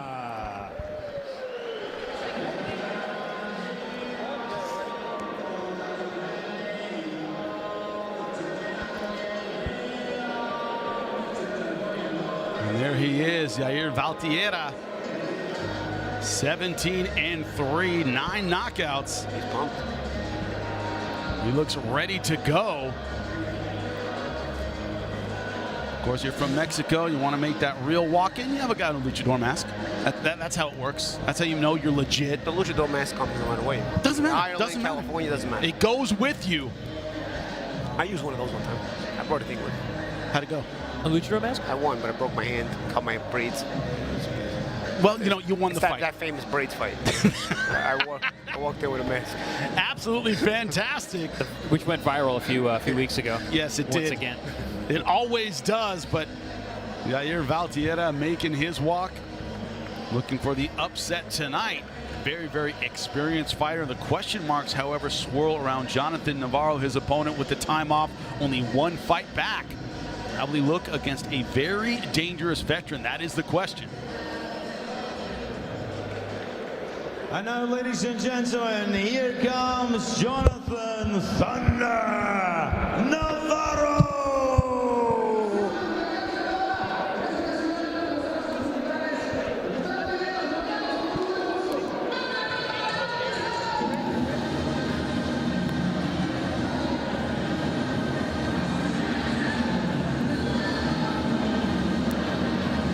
There he is. We've been talking about him for the last 20 minutes. 28-year-old super lightweight. East Los Angeles, California. 18-0, 9 knockouts, 91 rounds as a pro. Fights out of the orthodox stance. Fought against William Zepeda, Sebastian Fundora. Had an outstanding amateur pedigree. Youth national champion. Fought Russia, Bulgaria, Ecuador. This guy's been all over the place, but a 5-year absence from the sport. Now, he was not able to make the fighter interviews, wasn't able to ask him about that. But he came back on our air against Clarence Booth in a tougher than expected fight. How will he bounce back tonight?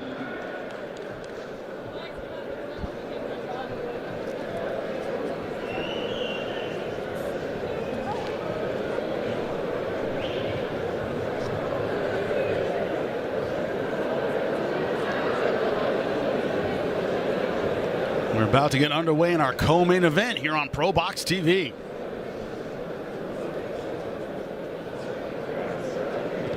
Ladies and gentlemen, we are live around the world on ProBox TV. We're coming to you from Waterford in the Republic of Ireland. And this is ProBox TV's co-main main event. Brought to you by Conlon Boxing and Neil Prower Promotions at the SETU Arena, and sponsored by Sports Betting AG and That Prize Guy. This is 10 3-minute rounds of boxing, an international welterweight contest. At ringside, our medical officers looking after the boxers are doctors Connor Hawke and Terry Crystal. Our timekeeper at the bell is Mr. Alex McKenzie. When the bell rings, the referee in charge of the action from Dublin, Ireland is Mr. Padraig Octagon. And now, ladies and gentlemen, time to introduce our boxers. Firstly, and boxing out of the red corner, he wears the green, black and gold leopard print shorts. He weighed in at 64.7 kilos, 142 pounds 10 ounces. 21 fight record, 17 wins, 9 by KO, only 3 defeats and 1 no contest. Stands before you a former WBC Latino champion from Leon, Guanajuato, Mexico, Yair Kaiser Valtierra.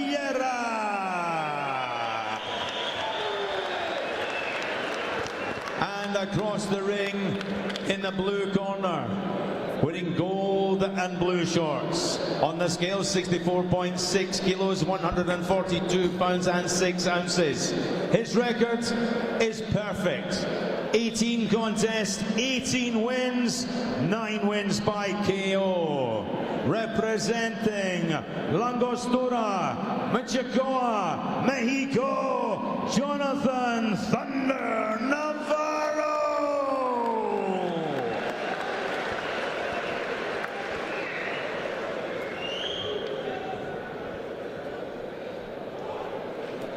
Jonathan, let's have a good clean fight. Listen to my commands. Protect yourselves at all times. Can I relive? Touch gloves. Back to your corners. We are ready to get underway in our co-main event of the evening. Jonathan Navarro versus Yair Valtierra. Mexican-American versus Mexico. Round 1. And here we go, round number 1. Navarro in the gold and blue. Valtierra in the multicolored gold trunks. You see the awkward style already from Valtierra. He's staying low, trying to get that little bit of herky-jerky movement going. Yeah, he does a lot of that, a lot of lateral movement, herky-jerky, side-to-side tick-tock motion. Navarro, much more fundamental in his approach. High guard, good jab, hard left hooks. Look for a counter right hand over the top like that. Beautiful shot there from Navarro. But here comes that roughness of Valtierra. We both know, Chris, it's called an overhook in wrestling, by the way. Exactly, exactly. Overhook, throwing those right hands. Good left hand. We were wondering about the start with this one. Both of them starting very fast. And that's one thing Navarro I've seen in the past. He's got a really good chin. I've seen him get hit with some clean shots, walks right through them. Yeah, Clarence Booth, a great athlete, very, very hard puncher. Walked through some shots here on ProBox. Exactly. Navarro at times in the first minute of this fight has tried to, stand his ground too much. At first you got to sort of get the timing of your opponent in that first minute or two before you look to start time counter shots like that. It seems like he stood his ground looking to, catch Valtierra coming, and obviously, he didn't have the timing right, and he ended up getting hit. Remember, this is our first 10-rounder of the night. So to your point, Paul, you can take those first couple rounds checking things out. You know 10 rounds. You know what this happens sometimes? And again, I'm not in his head, but emotionally, because you got criticized for the last performance, you want to come out and make a statement right away. Sometimes you rush yourself to want to, to do the things that you can do. But I think in a fight with it's 10 rounds, and you got an awkward guy, it may take you a round or two to get a timing of a guy like this before you do start to, catch him coming and make all those moves. So he catches him with a nice counter body shot there. Good left hook over the top there. Nice check counter from Navarro. I think Navarro was just really trying to set the tone. Be like, I'm the boss of this ring, man. You're gonna have to move around me tonight. Valtierra heavy on that lead foot. Yeah, he is. I do want to make a correction. I said that Navarro was trained by Robert Garcia. That is not. You got the wrong information. His trainer is Salvador Zavala, and his father, Salvador Navarro, as the assistant here tonight. He used to spar with Mikey Garcia over at the Robert Garcia Boxing Academy. So Jonathan, gotten some tough work there. Yeah. So Jonathan's father is Salvador? Correct. I don't know which one Salvador is. I know Carlos and Jose Navarro. So many Navarros in the boxing game. Was he a fighter too? I know Jose and Carlos were fighters. Yeah, Valtierra is making this rough. He is throwing big bombs from the inside. And Navarro just goes right back to the fundamentals, walks in extremely confident the way that he boxes. I saw that in the Clarence Booth fight. You know, he tries to control the center of the ring. He's got a hard, stiff jab. It's not a very busy jab, but it's very authoritative. Valtierra, though, definitely showing that he came to fight. If he's making a statement in round number 1, as I came to fight, I came to take it away from you, throwing a lot of punches in round 1. I think he sees this as a fight that he can win, so he's really going for it. No lack of confidence in this round number 1 of 10. Very aggressive start from both fighters. We always say on our air on ProBox TV, no B-sides.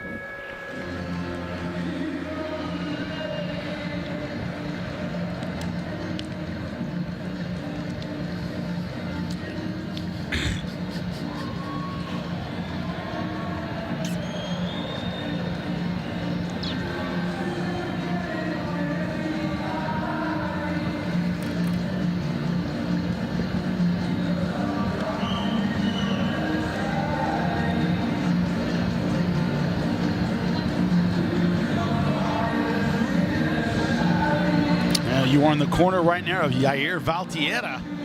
17-3, 9 knockouts. Good round number 1 from both fighters. We saw the strategy of both men. Navarro, as you said, trying to be the boss, step forward with that high guard and that stiff jab, but Valtierra, that awkward style, moving over that lead foot a lot. Both fighters very aggressive. Valtierra trying to make it a little dirty in round 1. I was curious to see if Valtierra's coach was going to take that mask off, because he did the instructions wearing the mask. So. the opening instructions, but he took it off in the corner. That'll be awkward, no? Yeah. You caught him in. Hey, when you wear the luchador mask, you keep it on as we begin round number 2. Mexico versus East LA. You live it. Yep. Navarro on your left. Yeah, big winging punches. Valtierra, man, he fights from that crouch position, wide stance, but he's explosive with looping shots. Like a bull rush. Yeah, they fall out. They go out of your field of vision, and then you end up getting cracked on the side of your head or your ear. Neither guy so far, I would say, Chris, comfortable with the range. They're both trying to figure it out at the same time. You know what it is, too? They're throwing everything they throw. There's a little touch shot from Navarro, but everything they throw is pretty hard. You know, you got to be able to take something off the shots here and there to try to set up the harder shots, especially early on. You come out just throwing everything really hard, and it's going to create an awkwardness at distance. You want to start to lull your opponent into feeling comfortable a little bit closer so that you can, you know, set those traps accordingly. Both guys are mostly throwing hard punches. Yeah, if Navarro can get that timing of the on-rushes of Valtierra, that hard, stiff jab is going to really pay dividends. You talk about criticism, Paulie, for Navarro against Lindolfo Delgado. Last time he was on a big fight. The problem with Valtierra was he just didn't throw enough punches. I mean, you know, when Timothy Bradley, friend of the show, when he was calling the fight, he was, yeah, I'm waiting for a fight to break out. He just didn't throw enough. He could be responding to that criticism tonight as well. Yeah. Certainly it's not coming out like that at all. You know, and Lindolfo was another guy who comes out very authoritative, being a boss in the ring. You know, it seemed like it worked that night. Tonight, not so much, at least not yet. Does have a knockout in between those fights. Last fight, a 5th round knockout, so did get some redemption there, but it could be that criticism, to your point, Paulie, might have stuck with him a little bit. He's coming out throwing a bit. I just can't believe Navarro didn't tear his bicep in that fight, right? Yeah, I mean, you can see it. It's definitely hung up there, but that must have happened prior to the fight. That's right, a torn bicep last time out. Looked like did it tear? Apparently not. It looked like it was. Or it tore before, and we just didn't see it. Yeah. Right. Pretty wild. I didn't know you could function like that with a torn bicep. Oh yeah, absolutely. A lot. You see it. I mean, if it in fact it was, right? Right now it is Valtierra moving forward behind the jab, behind his combinations. Good right hand. Oh no, good right hand there from Navarro over the top, nice and short. I will say they're a little bit wide, the shots of Valtierra. There's enough daylight in between them for Navarro to punch in between him if he starts to get that timing. That's the thing about Navarro. His punches are very sharp and down the middle and very good. There's no fat in the punches, like we like to say. So against a guy, a wide swinging guy, once he finds that timing, he can do a lot of damage with those short shots. But in the meantime, he's eating some straight punches from Valtierra, doing good work with that lead jab. Valtierra's working very hard, though. A lot of movement, throwing big looping shots. If you're not in optimal shape, that can really tire you out. So he jumps in and out a lot, too, which takes some energy. Question here, Navarro had some trouble with his gas last time out on ProBox TV against Clarence Booth, but to your point, Chris, Valtierra looks like he might have gas trouble in this one. Well, I think Navarro, he's not coming out quite as fast as he did in that Clarence Booth fight. You see him being a little more measured. He understands he has 10 rounds to work. He's got a guy who's coming out very fast and very strong. So sometimes it's not best to fight fire with fire. Just kind of sit back a little, pick your spots. Here we see some action along the ropes. Nothing super clean landed, but both guys had their moments there. You talk about the jabbing power of Navarro as well. Paulie, Navarro's jab hasn't been a huge factor so far. A lot of power punches. Not yet. Too many, and because even the jabs he throws have been too strong. You know, you typically make a guy go all the way back when you throw that jab too hard from too far away. You want to start getting. I think some of those lull you in punches have to be used by both guys. You talk about, you know, the gas tank. You know, it wears out when you start to throw too many punches too hard too early. But you know what? Valtierra might be wondering, how do we know he's got gas? Because we're good. We're pros. Might as well be testing. That's true, we are. That's what we do. Round number 3. Valtierra versus Navarro. Navarro once again coming out fundamentally sound, hands high. Valtierra so awkward, but doing good job with that, doing good work with that lead hand. That was 6. You guys don't think I Yeah, we got it. 6. It's dumb and dumb. If you're keeping track at home, it's dumb and 6 dumb. movie quotes. We love you, Paulie.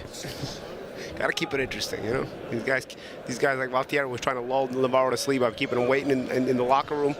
You know, so we had to talk a lot. You know, we hope we kept you guys entertained. You know, and that delay was on Valtierra. That's he did it on purpose. So, listen, I want to talk about the psychology of that. That to me shows that Valtierra is like, I'm the guy, I'm the man. You're gonna wait for me. But not only that, when you're an undercard guy, you could do that. When did undercard guys get that kind of rights? If I tried that when I was on the undercards, my fight would have got cut off the whole card. The audacity of these young fighters. Imagine the balls on these guys. These guys got some first to fall for their rights. If I delayed even my ring walk, I got threatened with a fine when I was on undercards. Oh, yeah.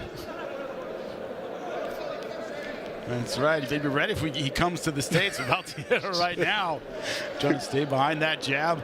Using long punches so far against Navarro. Hasn't quite found the time. Good body shot. Navarro, that's one thing Navarro has targeted well, is some of these good body shots. But again, too many hard punches here. Everything hard. You see, like on the inside, sometimes you want to take off a little bit for the accuracy, and then it'll open up a bigger shot. Look at how hard they're throwing every shot on the inside. And it makes it awkward. Because then what happens? You end up wrestling with each other. Nothing lands cleanly. I was about to say right before that salvo from Valtierra that Navarro did a good job of slowing down the pace here in round 3 to where he can kind of manage it. Then he lands that good body shot, wakes up Valtierra, and then we got to break. Then he wakes up. Then we got to fight break out again. Well, I'm glad we have a play-by-play guy in myself, Jimmy Smith, who's been in MMA.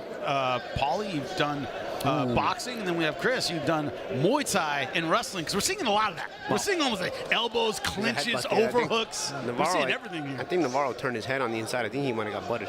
Yeah, there's been some nasty clashes of heads, but Valtierra does a good job keeping his head down. I always loved when I was fighting the casual warning for headbutt. Like you just got your head caved in from a headbutt, and then there's no cut. Don't do that again. There's no cut, so the referee doesn't really care. He just looks at your opponent casually, like watch your heads, but very casually, not like. I'm like, dude. Meanwhile, you just saw stars. I just saw stars in that headbutt. It's not that casual to me. But that was. I felt like that was what I saw with the warning there. Valtierra off balance with that right hand.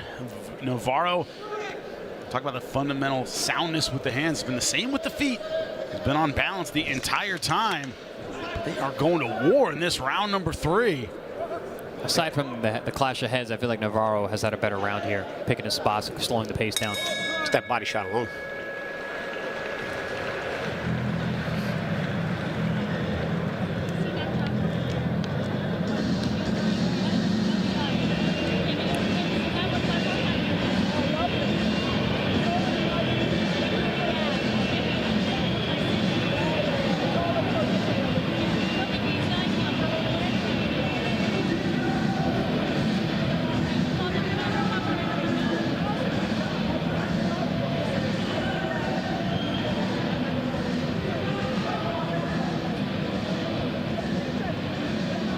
Welcome to the corner of Yair Valtierra.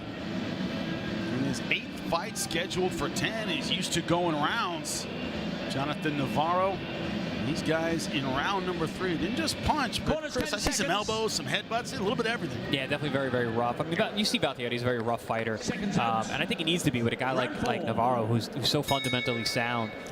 He's kind of getting him out of his game a bit, because even Navarro, like to your point, Champ, has been loading up on big shots rather than just using that good authoritative jab that he has. And also the layoff, 5 years away from the sport. Paul, you want to remind the guy how much you have to pay for the sport, right? Yeah. You got to remind the guy, this hurts. What it's like to be in a real fight, right? In a fight your head may have gotten away from.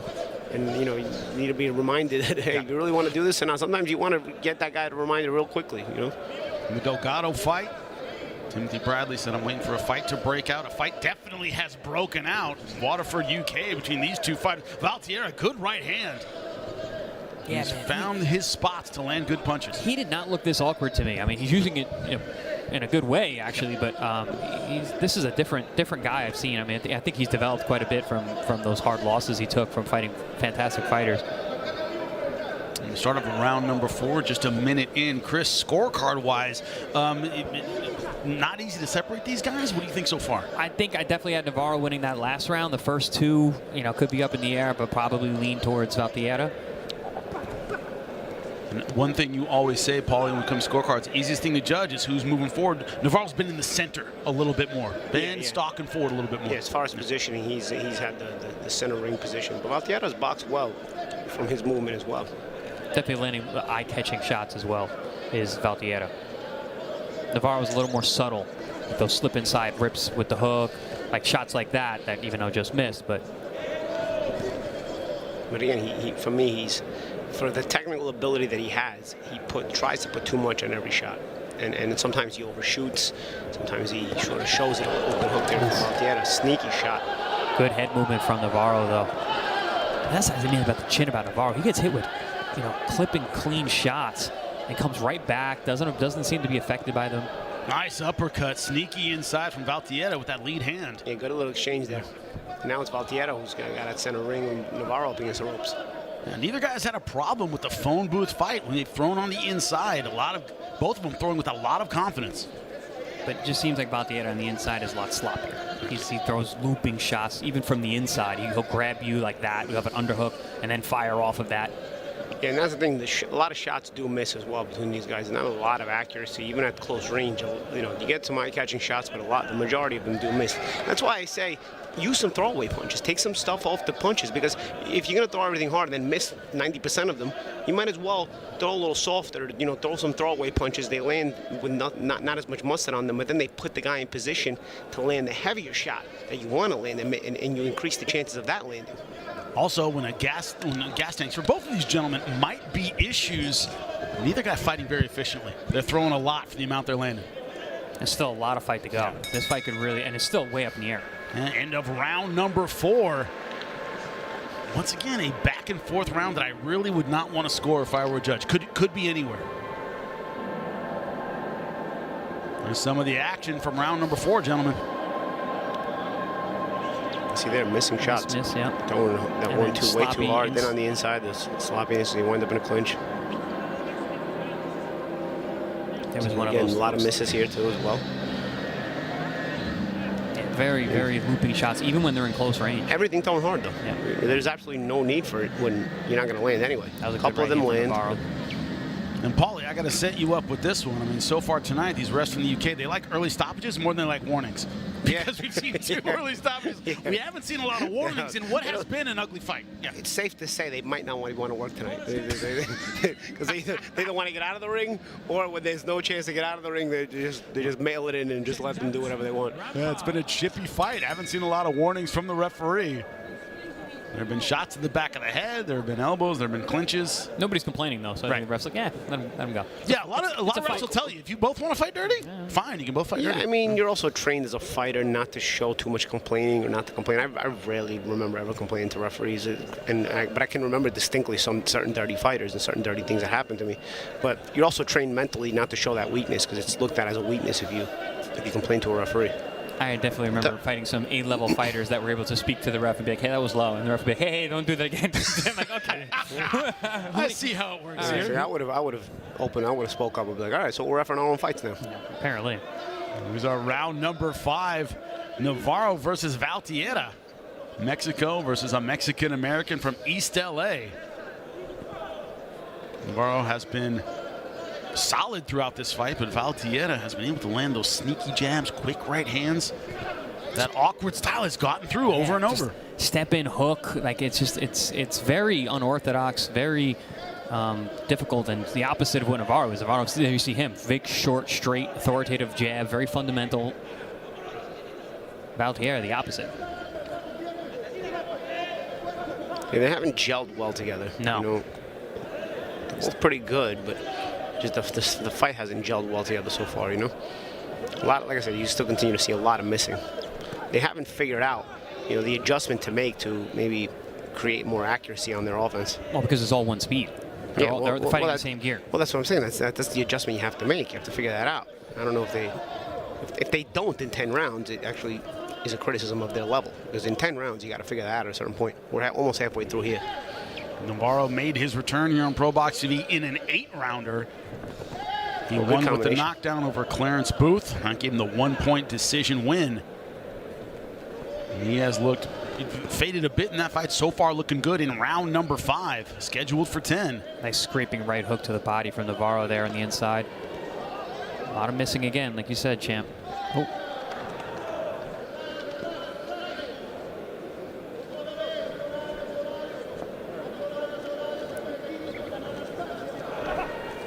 Question here with that awkward style of Valtierra. Can he do it for 10 rounds?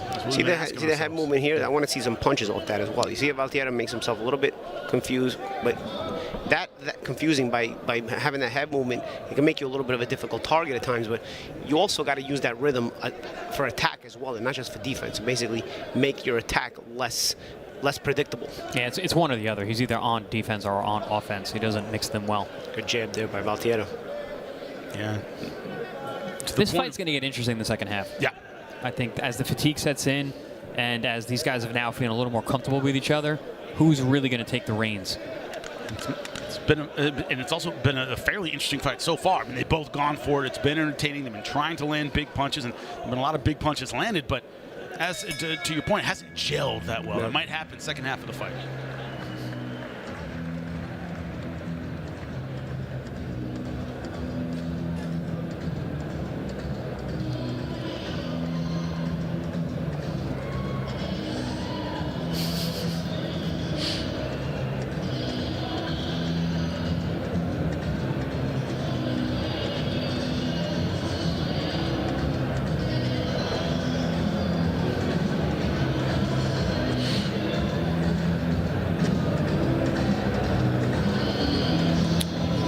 Welcome back. We're halfway through this 10-rounder between Yair Valtierra and Jonathan Navarro.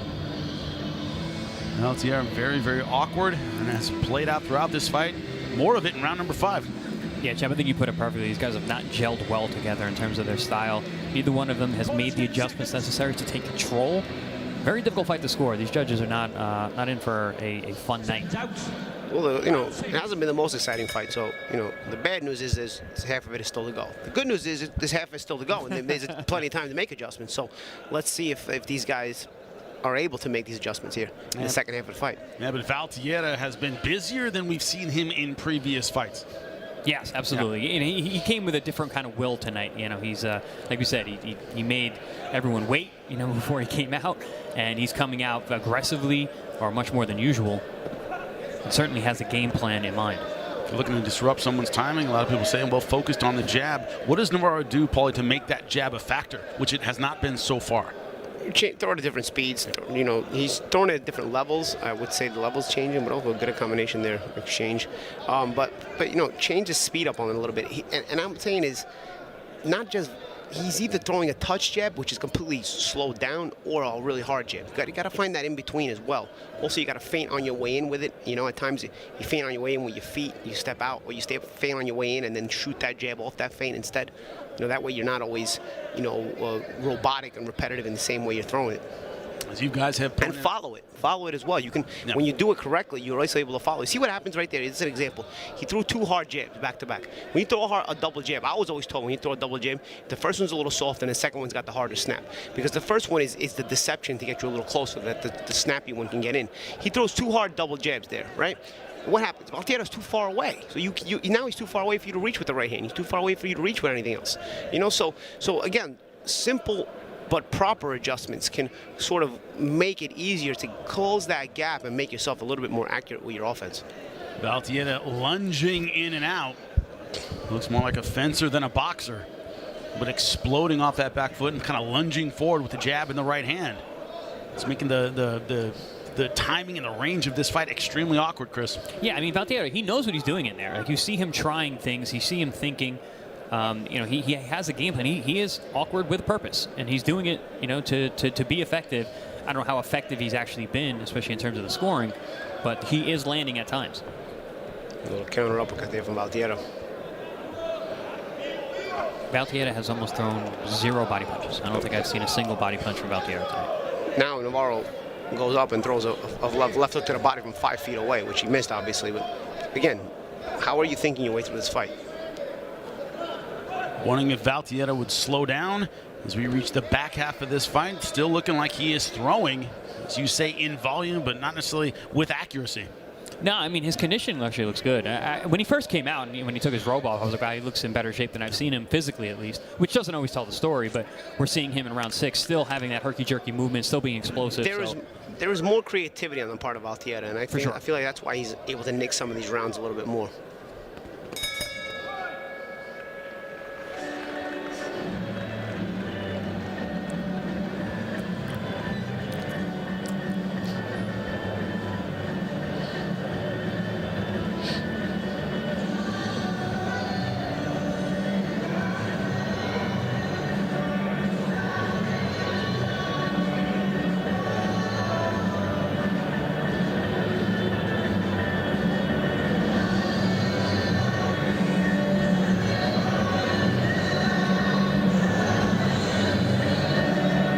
Wondering about the back half of this fight. Well, that is where we are between Jonathan Navarro, Yair Valtierra.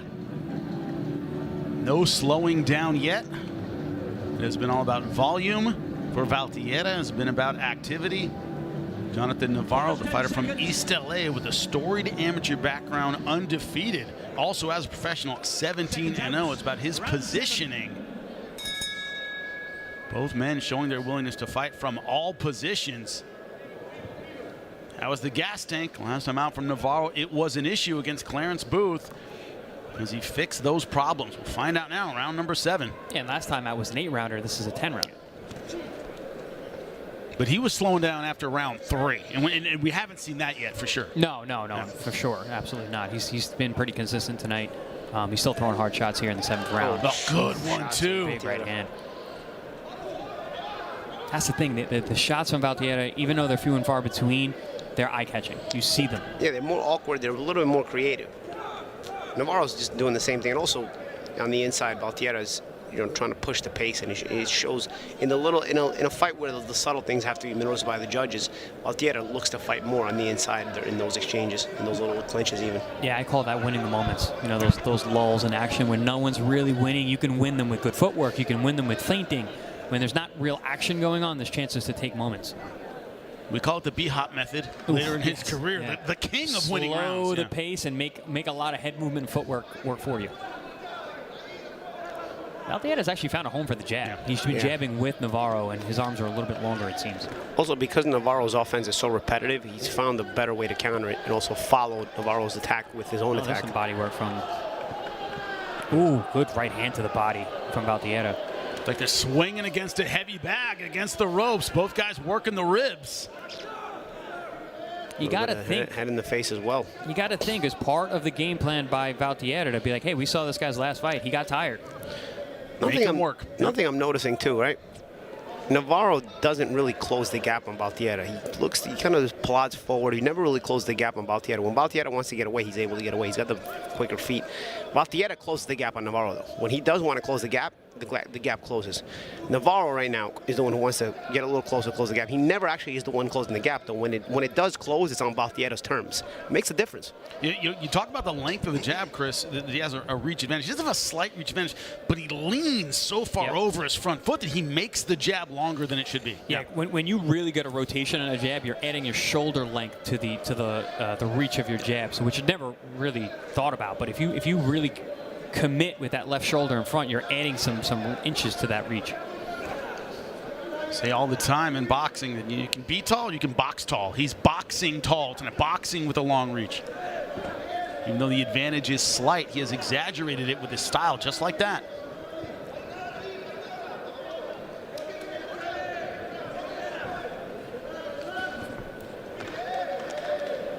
Has also found some success with that lead left hook. A little bit of slowing down in round number 7 from Navarro, a little bit less active.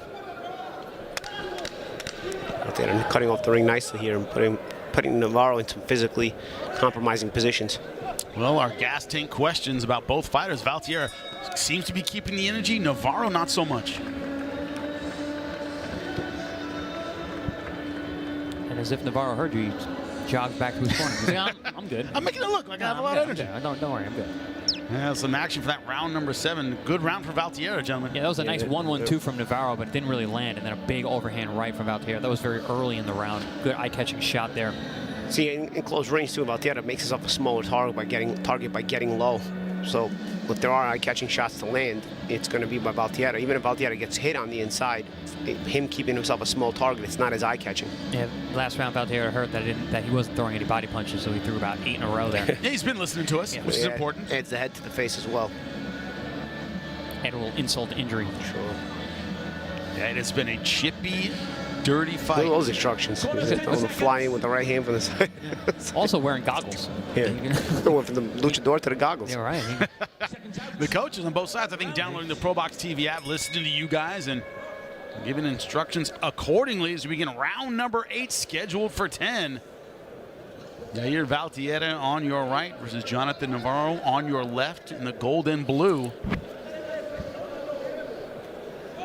Talk about Mexican fighters taking one another on. Mexican-American versus Mexican tonight. Valtierra been a pro in Mexico since the age of 16.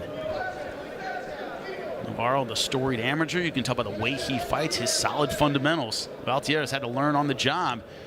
And Chris, that's something we talk about. Guys who have to learn on the job, they typically have awkward styles. They got to kind of figure out how to do it in the gym. Yeah, it's not the traditional base where you're taught, do this, do that. If they do this, you do that. You're figuring out as you go. And generally, like you said, it's not usually the fundamentals. It's not the basics, so to speak. Yeah, Clarence Booth last time out for Jonathan Navarro gave him some problems with that. Another guy who's learned on the job. Traditionally taught and has learned in the pro ranks against very tough fighters. Good jab good there. left hand. That just a jab backed up Navarro. Yeah, rocked him back. Valtierra thought it hurt him, so he came in guns a-blazing. And the same knockout percentage, both of them 17 wins, 9 knockouts, and Valtierra keeping the pressure on in round 8. Yeah, Jimmy, I was actually going to mention that they both have 9 KOs and 17 wins, but Valtierra's 23, so he's growing into his man strength, his power that you had mentioned earlier. So more active here as well. That might, that's that conditioning here. Valtierra's in great shape. Good left hand again. Last couple of rounds, Valtierra has been able to impose his will a bit on Navarro.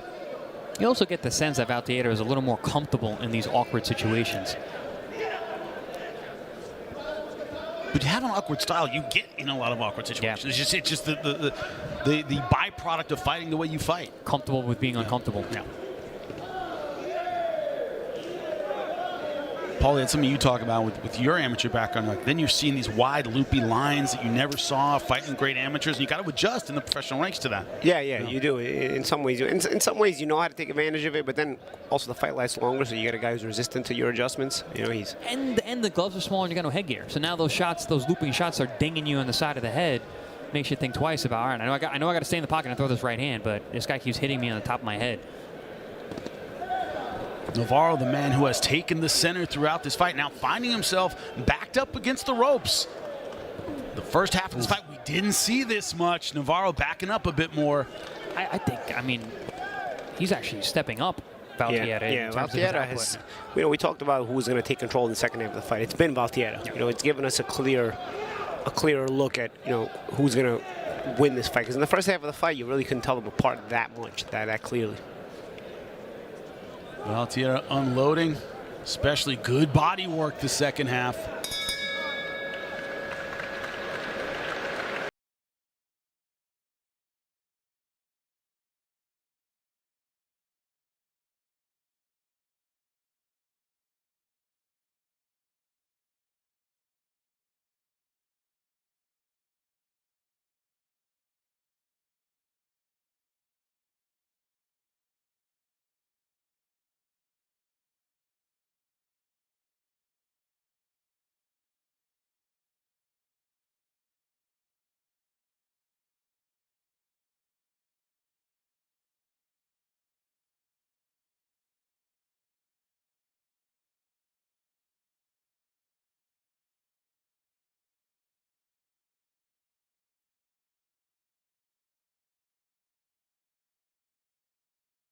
We all agree on that, gentlemen? I think it's also frustration. You know, you got a guy who's very awkward, and you had a guy who was awkward last time in Clarence Booth. Taking the fight out of you. Yeah, and now you got a guy who's awkward in really good shape and at a higher level. This is a tough fight going into these last 2 rounds.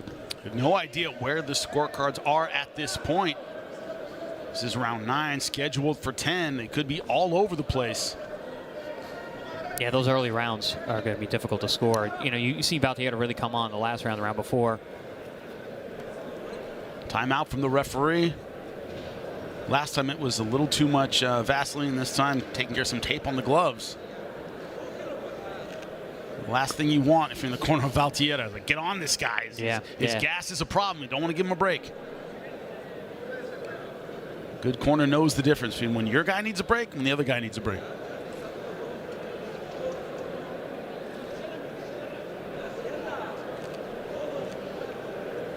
Taped up and ready to go. Referee looking at it. Says something else wrong. See, the referees do work in the UK. Paulie? Oh, you know. How dare you disparage the work ethic? Hey, I was just saying for tonight. You know, I was only saying for tonight. So the guys, this is a long break. My ambition, my observation, not my ambition, my observation of their ambition. Yeah, a little bit of a break. Or Navarro has been slowing down a bit. Second half of this fight, when we are back underway, round number 9. Break like that, I think, would definitely benefit Navarro more than Valtierra, because Valtierra was starting to get some momentum going. Seemed like Navarro was a little bit gassed. But again, it's Navarro's inability to close the gap. I mean, the gap only closes on Valtierra's terms. Look, watch right now, you know. Valtierra right now is not ready to close the gap, so it's not going to get closed. Navarro wants to close the gap. It doesn't get closed. He has decided to be the initiator every time. That jab, very, very effective. I mean, I think Navarro wants to be the initiator. He just his feet are just inept.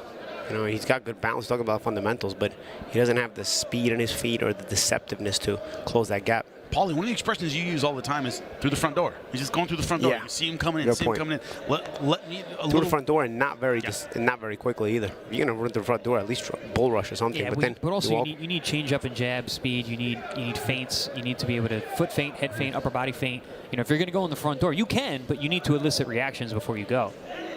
But then that will require you thinking. Yeah. And if he hasn't made a single adjustment in this fight, I don't know if he's thinking that much. And it's been Valtierra, the fighter out of Mexico. I think Valtierra's really missing an opportunity in this round. He's letting it be too slow.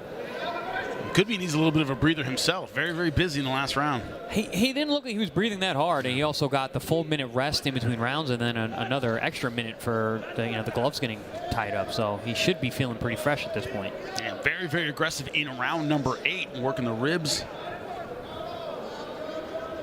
Now on the outside. Through great combinations in round number 8. Less of that in 9.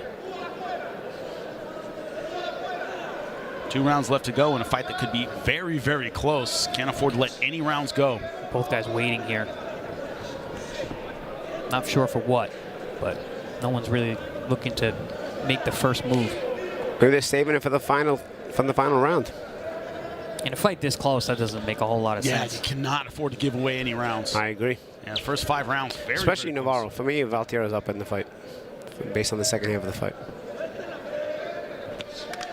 Good jab there, Valtierra, too. Oh, another good left hook, good right hand. Talk about finishing with a flurry. See, and this is what I mean. You could have stole the round right there. And this is what I mean by Valtierra. He's just got to push the action. And when he does push, he finds success, especially with those lead tools, that educated lead hand. Get ready for the 10th and final round. What kind of instructions do you expect in the corner? I don't think either guy can afford to lose a round. Can't afford to take it off. No, both men got to push it to the hilt here, and really go for it, because that last round was a little too slow for my liking, and then you allow an opportunity like Valtierra at the end to take the round possibly just by being busy, because not much happened. So round 10, I don't think either guy can sit in their laurels. They should both go for it. It has been by and large an ugly fight, an awkward fight. The timing has favored Valtierra. In the back half with combinations like that, he's found Navarro at the end of his punches. As Paul, as you keep pointing out, he's been the initiator. He's been throwing the jab. It's been effective most of the time. Man, coming off a 5-year layoff and fighting two guys like this who are both physically strong and rough and awkward. Round number 10, 10th and final round. And as we said, both fighters probably needing this on the scorecards to get a decision. Certainly cannot afford to rest and hold. Definitely going to be an interesting scorecard. You guys think it's that close? I got Valtierra ahead.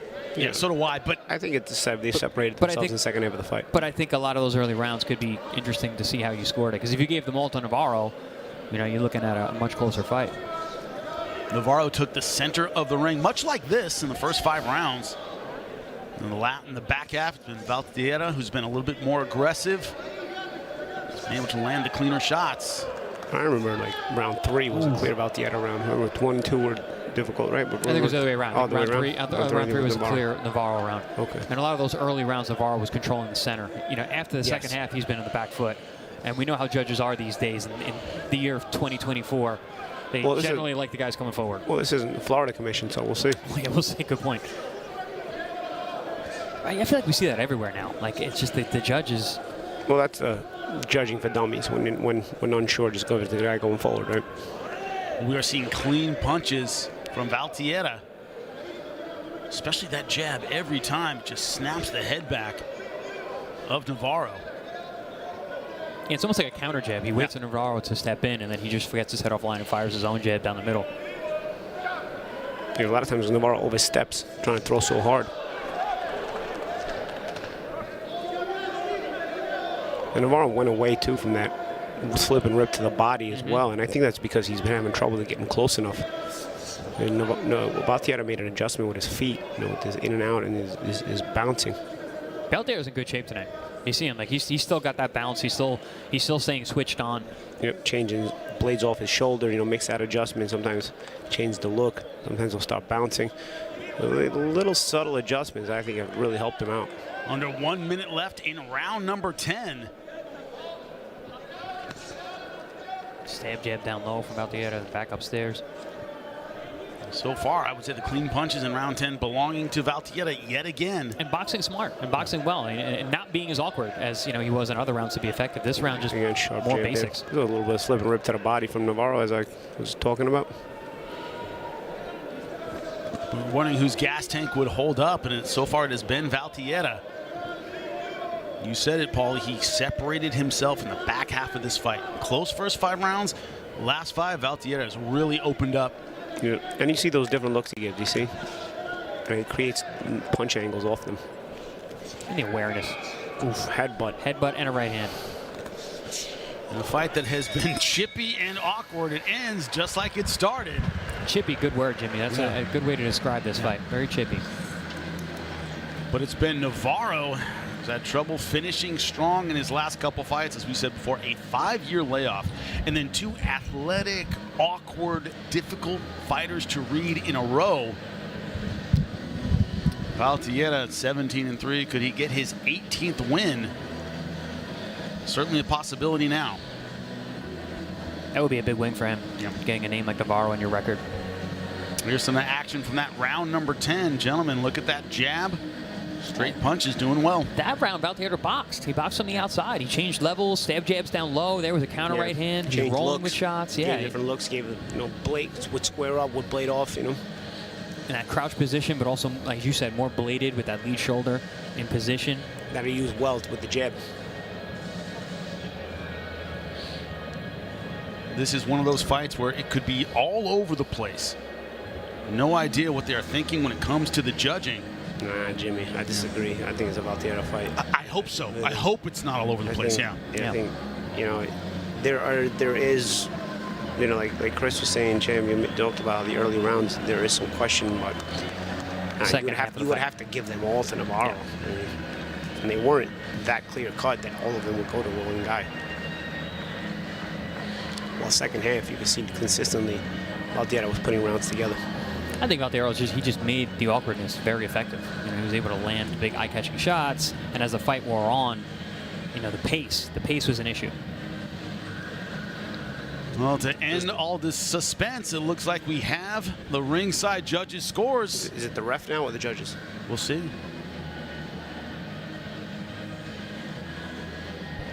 Well, ladies and gentlemen, a referee will bring both boxers together. And as I got a referee score, I did ask his opinion, and he has asked me to ask you to join him. Congratulate both these young men on an absolutely fantastic contest.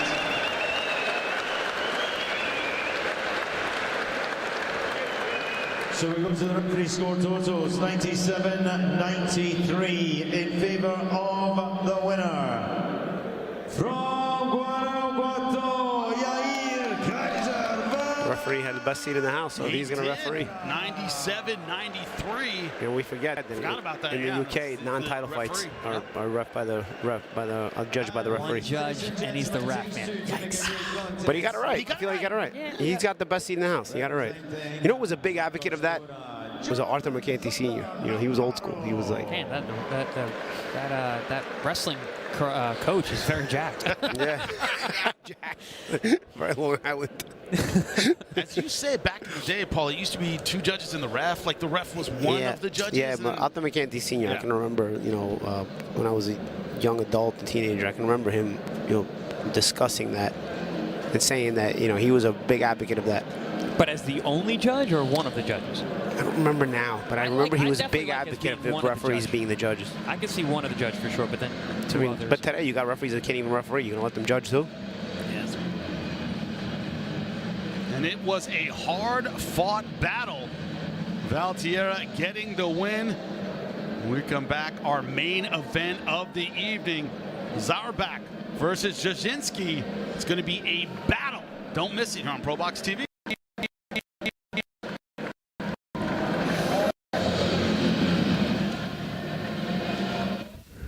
Wednesday night fights, December 11th.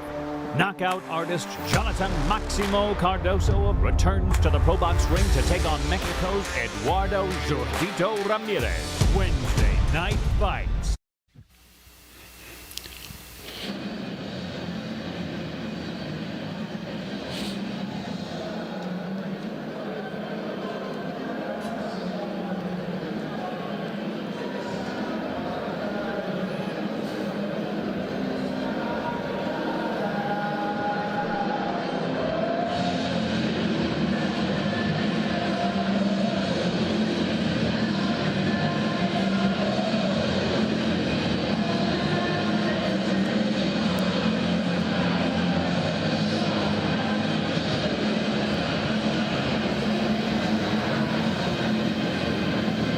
Welcome back in at ProBox TV, ready for our main event. TV Contender Series main event.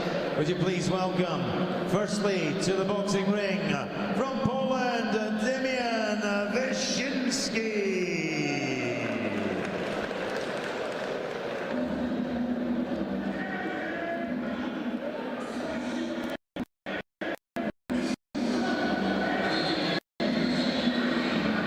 There is Damian Szczcinski from Poland, 11 years as a professional.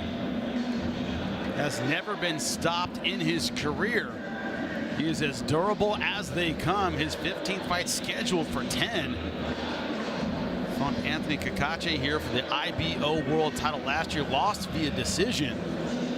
And Chris, when you and I were discussing this young man, you went like, oh man, his style's awkward. Yeah. It's just hard to figure out. Yeah, Kakache's, I mean, he's broken out to become a world champion. He beat up and stopped Joe Cordina, who's highly touted. And Kakache's been on quite a run, so that's no shame in that loss. In hindsight, there's no shame. He lost on points. Yeah, he lost on points, and I watched that fight earlier. He was very much in that fight. Fought very confidently, fought very adeptly. Definitely an awkward guy. He's got a tick-tock motion, head going side to side, very busy with the lead hand. Curious to see how he's able to do that with a southpaw who's tall. And he has beaten every undefeated opponent he has faced. Let's see if that run lasts tonight, because he has a tough task in front of him. That's a hell of a stat. You know, we're talking about Zaurbek having maybe get a stoppage to make himself look good. This guy's never been stopped. Maybe some streaks come to an end. And he's beat every undefeated fighter. Kazakhstan, Sultan Zaurbek.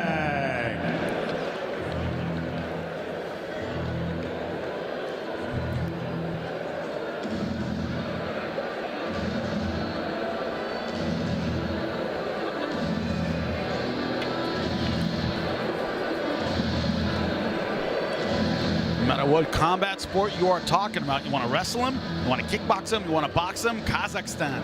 Tough fighters throughout. Add to that list Sultan Zaurbek from Kazakhstan, 18-0, 13 knockouts. Technically, he can do it all, but what you always talk about, Paulie, is that mentality of the Soviet style. Zaurbek personifies that. Yeah, you know, and he has the credentials for it. You know, between the amateur career, the mindset, the technical style and ability, and the way he imposes himself in the ring.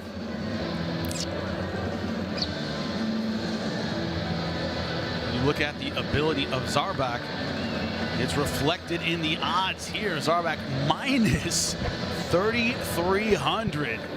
Szczinski plus 1,200. Of Conlan Boxing and Neil Power Promotions, you're all very welcome here to the SETU Arena, Waterford, Ireland, live on ProBox TV for the ProBox TV Contender Series main event of the evening. Proudly sponsored by Sports Betting AG and by that prize guy. This is 10 rounds of boxing for the WBA Continental Super Featherweight crown. Sanctioned by the Boxing Union of Ireland, Chairman Mel Christo, and the World Boxing Association, President Gilberto Jesus Mendoza. At ringside, our supervisor for the WBA from Denmark is Jesper D. Jensen. Should this contest go the distance, our three scoring judges: from Ireland, Colin Byrne; from Italy, Enrico Licini; and from Poland, Grzegorz Molenda. Timekeeper at the bell, Mr. Alex McKenzie, and the referee in charge of the action from Dublin, Ireland, is Emil Teat. And so, ladies and gentlemen, for the sold-out crowd here in attendance at ringside, for those joining us around the world on ProBox TV, the officials are ready. The boxers are ready. Are you ready for the main event? Introducing first, the boxing out of the red corner. He wears red and silver. He weighed in at 58.97 kilos, 130 pounds even. 34 fight records, 27 wins, 7 big wins by KO, only 3 defeats, 2 draws, 1 no contest. He comes to the ring as a 2-weight Polish champion and IBO Continental Super Featherweight champion from Poznan, Poland, Damian Szczynski. And across the ring in the blue corner, wearing red with black and white, He tipped the scales 58.75 kilos, 129.5 pounds. Perfect professional record. 18 contests, 18 wins, 13 big wins by KO. The former WBC Youth Champion and WBO European 130-pound champion from Shymkent City, Kazakhstan, Sultan Zaurbek.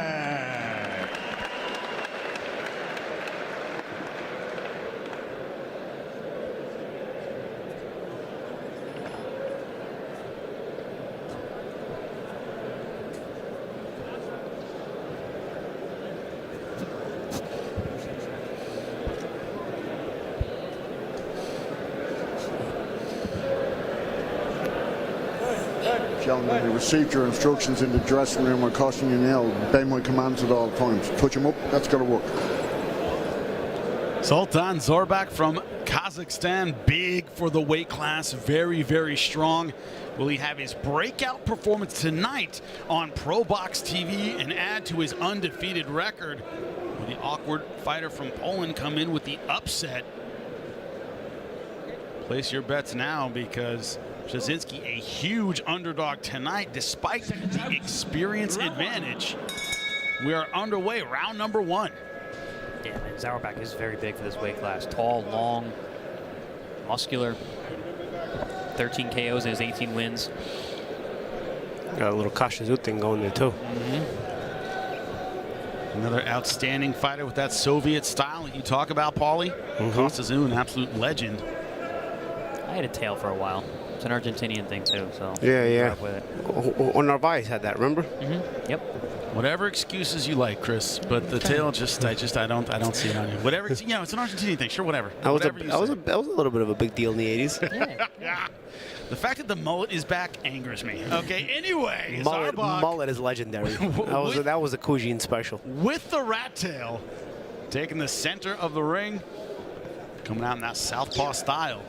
And you already see the awkwardness of Szczinski, but he does take a lot of risks. He does eat a lot of right hands over the top. He does tend to keep that jab hand very low, Chris. Well, he's very durable, though. He takes the shots well. I think against the southpaw, it's less of a danger to fight with this way. You know, there you see him go jab over the top.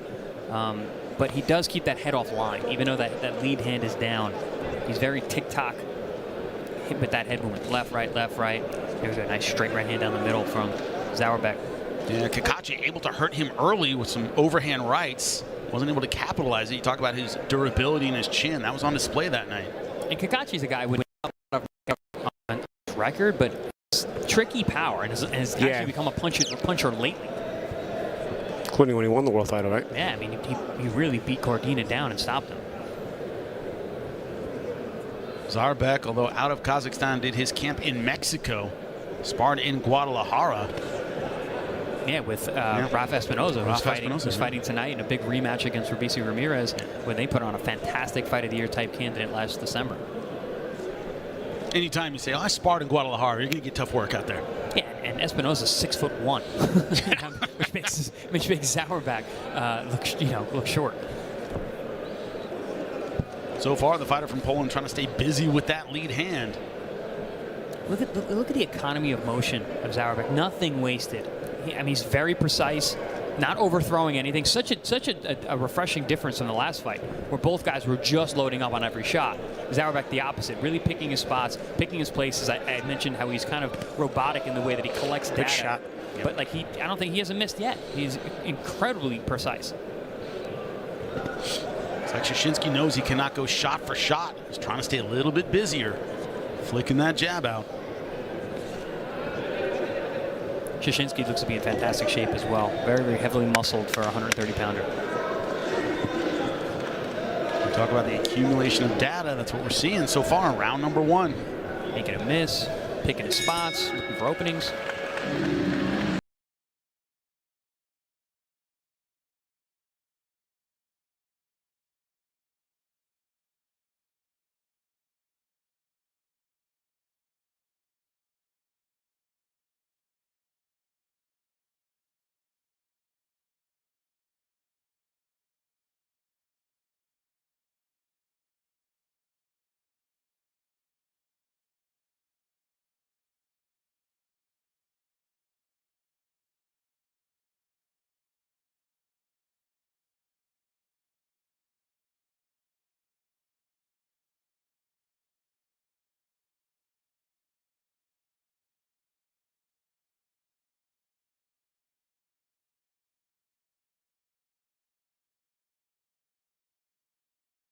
about Zaurbek is that he can knock you out. We know about his 13 knockouts and his 18 wins, but in a previous fight against a guy named Victor Julio kind of stayed on the outside. It was a little bit awkward, a little bit funky. He boxed the entire time. He has no problem. Okay, I'll win a decision then. That's a full toolkit. Various options to win. Ooh, man. You're already seeing Zaurbek now. He's setting his feet down. I think he collected enough data in that last round. He's actually already setting down, looking to land some power. Yeah, he has a more aggressive stance here in round 2. It looks like he's found the timing, to your point, Chris, for that straight left hand. Oof. Nice left hook right hook upstairs and a right hook downstairs behind the elbow. Lands beautifully. Tucks that in right behind the elbow. Just so fluid, so efficient. Oof. Nice stiff jab across the top. And that's the thing, he's a southpaw, but he uses his jab really well. A lot of times, a southpaw will dispense with the jab, or at least use it as a blinder rather than a weapon. Zaurbek actually uses it as a weapon.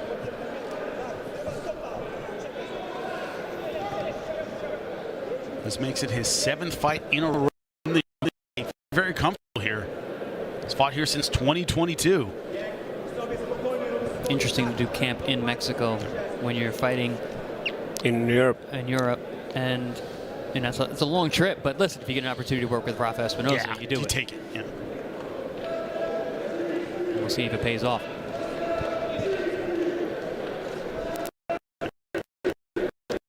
These Szczinski spin, throwing a lot of punches, moving out. Yeah, a lot of mental pressure. Yes. A lot of mental pressure being applied as well. It's something we haven't talked about. Szczinski's 37 years old, guys. This is, the guy in the twilight of his career and putting a lot of miles on his legs early on.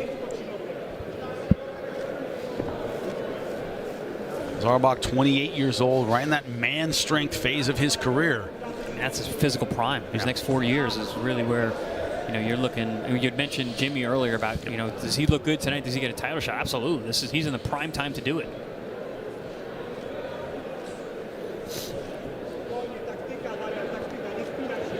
Szczinski doesn't have any kind of comfort right now.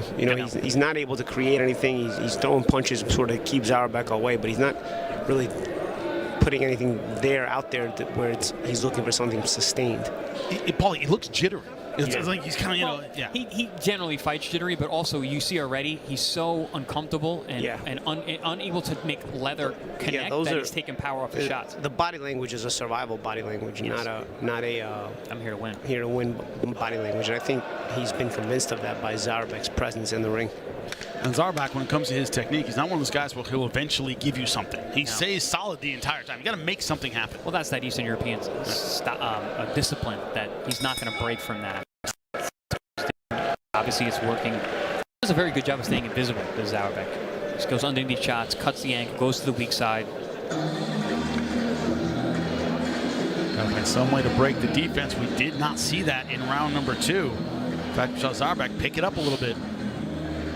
Yeah, nice punch selection. He didn't throw a whole lot of power in the first round, kind of touching, looking for openings. This last round, he saw him throwing some more power shots, especially with that left hand.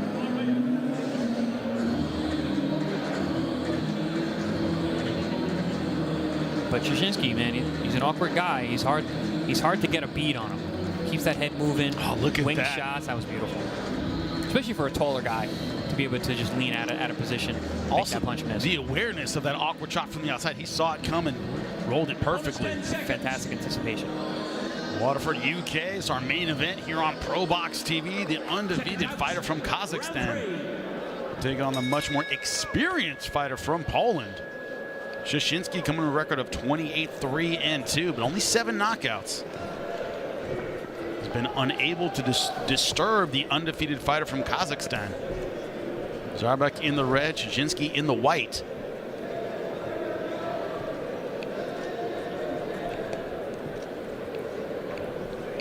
Question in this fight from Zaurbek is like he's going to try and do a lot. It's the biggest platform he has ever been on, ProBox TV, and as you said, Chris, right in that spot where you're starting to get considered for a title shot. Yeah, but with the way that he's fighting out, or I should say, the way that he's making the Szczinski fight, breaking it down, making those 37-year-old legs work harder than they want to. Touch that body here and there. We got a cut? Yeah, looks like a cut right over the right eye or maybe the nose. Also, Szczinski as well. I think it's just Zaurbek. He just pawed at it. And it did look like there was some blood. We haven't seen the face yet. Is that a butt? Because I don't know that anything's landed that cleanly, right? It might have been that right hand of Szczinski. Looking at it now. That's over. It looks like it's over the eye. Not a good spot. It's definitely going in the eye. A little bit of drama created here. The first time we've seen some urgency when it comes to Zaurbek. So far in control of this fight up until round number 3, but now cut and no signal from the referee that was caused by a headbutt. Yeah, can't tell if it's over the eye or if it's a vertical shot like along the nose or the brow.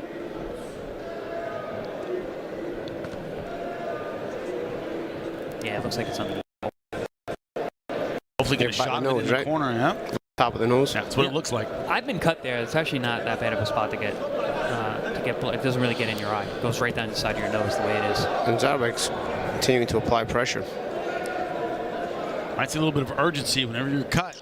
Yeah, but you see, with Szczinski though, with the awkwardness, you don't want to run into anything either, trying to apply that pressure. So it can work against you. But Zaurbek's maintaining that discipline. As you always talk about, Paulie, with the Soviet style, discipline, that's the name of the game.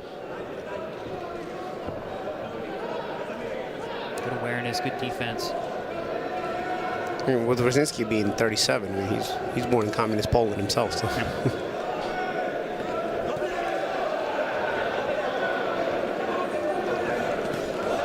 Good combination there by Zaurbek, and again that control of the real estate. I love that shot from the southpaw, that shuttle punch to the body with the left hand, goes right to the liver. You see Zaurbek is looking for that shot, trying to get Szczinski when he's stretched out with that right hand. A little bit of mugging after rolling off for the big shot. Zaurbek cut, but still controlling the action in the ring.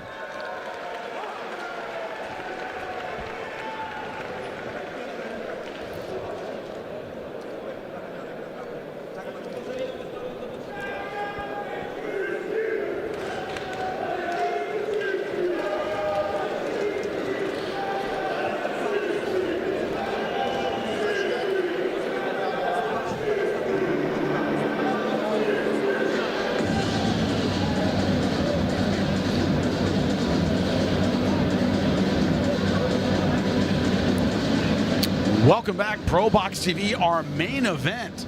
Sultan Zaurbek from Kazakhstan taking on Damien Szczinski. Oh, that was a butt. It may have been a headbutt, yes. Yeah, because that was a looping shot on the other side of the head and pulled it into the forehead, so that was certainly a butt. And guys, we got some blood in that round. We got a cut. As Zaurbek was going back to his corner, he screamed, yelled angrily. That shows, we talked about this, that Soviet style, don't bend, they break. Is that showing a little bit of weakness? Is he human now that he shed some blood? It's frustration for sure. Yeah, certainly upset. And one thing, I didn't see a signal from the referee there was a headbutt. We haven't seen that, so we don't know if it's going to count. He doesn't have. He doesn't have that benefit of the doubt. Who knows? Yes. Maybe he heard the referee say it's from a punch. Maybe that's why he's frustrated. I don't know. I can't really tell. If that's the case, then you're going to be looking for a stoppage. Yeah. Well, like you said, Chim, it's not in a bad area. No. And Szczinski is not really landing much, so the risk of it getting worse is not high with the control that Zaurbek has in the fight. But Szczinski's never been stopped, so this is a fight where it could go around, and there's a risk of that cut getting worse over the course of the rounds. See more of that awkwardness from Szczinski, who was in the white. So awkward, man. They're so herky-jerky. And he's actually durable, too, because he will get hit, and he's been hit tonight, and he takes the punches well. So he punches off the movement, nice. Off. Again, he doesn't get a lot on it, but he keeps you on your toes. He makes himself tough to hit, too. Yeah, I'm so used to seeing Polish fighters with big knockout power. I'm thinking this guy's got 28 wins with 7 KOs. Now I see why. He's physically strong. You see he's strong. But, he doesn't have that punch because, like you said, Champ, the way that he is constantly firing off his movement. He does not set himself. Exactly. He doesn't have his feet underneath him for the shot. And Zaurbek has had his feet underneath him this entire fight. Yeah, great balance. Hasn't thrown a ton of combinations. He's been very selective with his punches. You talk about the accuracy, Chris, and when he throws, he lands. Yeah, it's tough to throw combinations on a guy that moves the way that this Polish fighter does, because again, you're worried about the head. You know, Szczinski is a guy that head is gonna be flashing by you. So you got to make sure you're putting your hands in the right place. You got the right range. The key you hear all the time is throw where your opponent is going to be. It's hard to see where Szczinski's going to be. I don't even think the Szczinski knows where he's going to be. That's the thing about awkward guys. They don't follow the rules. It's like, all right, I'm going to dip left, dip right. Nah, I see he's all over. Zigzag.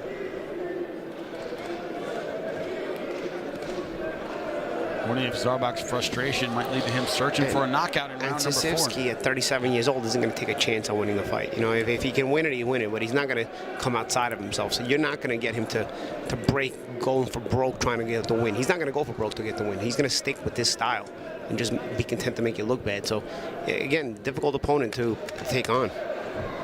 Won't open up all by himself. Definitely a big change since the cut. Yeah. Zaurbek is fighting a very different fight, much less controlled. Definitely taking away the real estate in that last round. To answer our question about the cut, certainly hasn't gotten any worse, isn't bleeding much. December 11th, that's right, ProBox TV. Jonathan Cardoso, 17-1, 15 knockouts. Talking about somebody opening up, taking a lot of risks as the definition of the fighter from Brazil. But Eduardo Ramirez, very experienced. This lightweight fight, could Ramirez take advantage of the fact that Cardoso has never been a battle he didn't want to get into. Loves standing and trading. That's going to be a war. December 11th, right here on ProBox TV. Doing good work on that cut in the corner. That's another thing. With that cut not being in a very dangerous spot, you get a couple rounds where they get that medicine in there, they get that adrenaline, it starts to work, and I don't think that cut's really going to be an issue. Seconds out. Round 5. A good cut, man, what we say, when there is a bad cut, you say, just get him back to the corner. Let me get to work on him, because I can make it better. Round number 5 scheduled for 10. Sultan Zaurbek in the red. Damian Szczinski in the white. Talk about his legs being 37 years old, but look at this movement. We've seen it throughout this fight. There's herky-jerky, and then there's this guy who almost takes it to another level. And he's obviously in fantastic shape. You know, we're here in round number 5. He's still moving very well for a 37-year-old. Good overhand step-in hook there from Zaurbek. Talk about the timing of finding where that guy's head's going to be. Well, he just found it. You guys both have talked about it. So when you're not a knockout puncher, you know you got to be in great shape. It's not like you're going to get the guy out of there. Yeah, and you have to be a good thinker too. By the way, guys, I've been notified from a good friend of mine in Ireland, hearing that we are not to call Ireland the UK. When we talked about the referees, Ireland is not the UK. We apologize to our Irish friends. We're not in Belfast. We're in Waterford. So right. Waterford, we're in right. Waterford, Ireland. Right. Yep. And he has done a great job. Thank you for the correction. Oh, always appreciate it. You never know what people take. Yeah, no, that's a serious thing. Yeah, always take it seriously. Zaurbek in the red. Because right now, you talk about the physical pressure from the last round because of the cut. He's brought a lot more physical pressure. Hasn't given Szczinski a lot of room to move. No, a lot of physical pressure, but a lot less punching. He hasn't let his hands go the same way he was earlier. There we saw him go for a big swing and a miss. But he's not been as active, not been as accurate since the cut. I think he's a little concerned about letting his hands go when that head is flying by. Well, that's the thing, too. I find that when you're a position fighter, I found that at times when you cut off the ring, you force the mistake out of a guy before you throw a lot of the punches. So you position yourself to keep cutting the ring off, met that pressure, let your presence present a danger, and then force that mistake. I think that's what maybe Zaurbek is doing. That's why he's maybe not as active. I think he's trying to put Szczinski into positions where a mistake is forced. But I don't know. Again, Szczinski, he's not trying to win the fight. So you're not going to put him in a position where he's like, oh, I got to come outside myself and try something. He'll let you position him all over the ring, and that's the difficulty about fighting an opponent like this, where he's content just being awkward and making you look bad. He's not going to come outside of himself trying to win the fight. He's not a prospect. He's 37 years old, the tail end of his career, and at this point, not a lot is expected of him. The last thing he wants to do is get in a war with a knockout puncher, and Zaurbek has that kind of power. Can turn a fight around, but you see him trying to kind of push Szczinski into the corner or up against the ropes, and Szczinski constantly moving. It's been the story of the fight. Will things change in the back half? We'll find out right after this.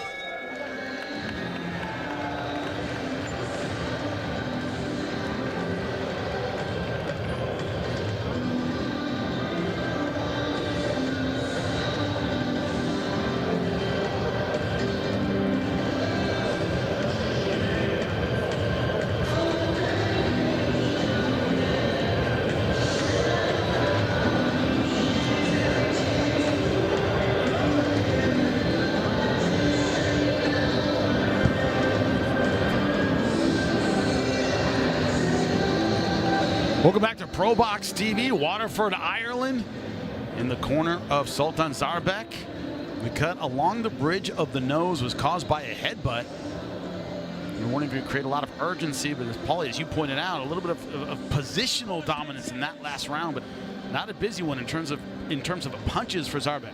Yeah, you're putting positions. You're putting Szczinski in difficult positions, but he's in difficult positions if he wants to win the fight. If he wants to survive the fight, he's still not in the crazy difficult positions to where he's going to come outside of himself. Because he could just bail. Yeah, he gets put in a bad position, exactly. he just bails out instead of trying to stand his again, ground. this is the complication about fighting a guy like this. He's not going to show up to win the fight if it's too difficult. The guy, 37 years old, and you know, you're in the twilight of your career.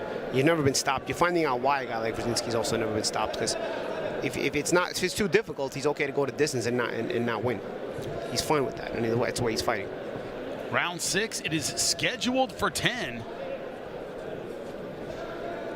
Szczinski, of course, busy throughout with his movement. He has never hurt Zaurbek with a punch. Good straight right there. Also, Szczinski, from like what I saw in other fights, is very busy with the left hand. Not a big right hand puncher, but this fight completely different because he's fighting a southpaw. He's made a nice adjustment in that way. But to the champ's point, he's not really asserting himself to try and take any of these rounds and put himself in a position to win this fight. You know, with a 28-3 record at 37 years old, you would think a guy like Szczinski, if he wins this fight, you know, he maybe puts himself in one last big opportunity. You know, puts himself in a big opportunity because Zaurbek is heavily hyped, right? Yeah. Nah. For him, 28-3 is no different than 28-4. It's actually the opposite. At 37 years old, maybe he thinks of this as the big opportunity. So like, yeah, you know, so could be this too. Could be where his mind's at this point. You're setting the bar low there. Last time he has been on the big stage for Anthony Kakache for the good body IBO. shot. Well, there you go. Good body shot there from Zaurbek. Yep. Definitely had an effect. Smart. That was the one he's been looking for all night. I was talking about that shuttle punch from the southpaw position. Ooh, good right hand there. Splits open that cut. Szczinski doing a good job staying behind the right hand after that body shot. Nice pull. Pull counter there from Zaurbek. He's got to get back to that body. That's going to be the way to break down the 37-year-old Szczinski. You know, we gave the odds at the beginning of the fight. What were the odds on this fight going the distance? Good question. That's like a bet worth taking. That's like the lock of the year at this point, right? Yeah, Szczinski staying busy. Is that 3,300, I believe? Yeah. Not a lot of meat on that. But, you know, when there was a cut, you know, that was a cut. Oh, maybe you're going to go the 10 over a certain amount of rounds. Oh, there's a body shot again. That's the one he's been looking for. Keep in mind, Zaurbek's stoppages are in the second half of fights, a lot of them. I think we're seeing that because how tricky he is with the body shots and the way that he kind of picks up and puts pressure on you, makes you work very hard. That's one thing. Szczinski has been working very hard all night long. Showing great conditioning, but still, it's a lot of work for a 37-year-old. This last fight, a knockout against Roman Reynoso. Body shots again, dropped him 3 times in round number 1. He's finally found some success with the body shots. Will it continue in the back half of this fight? We'll find out.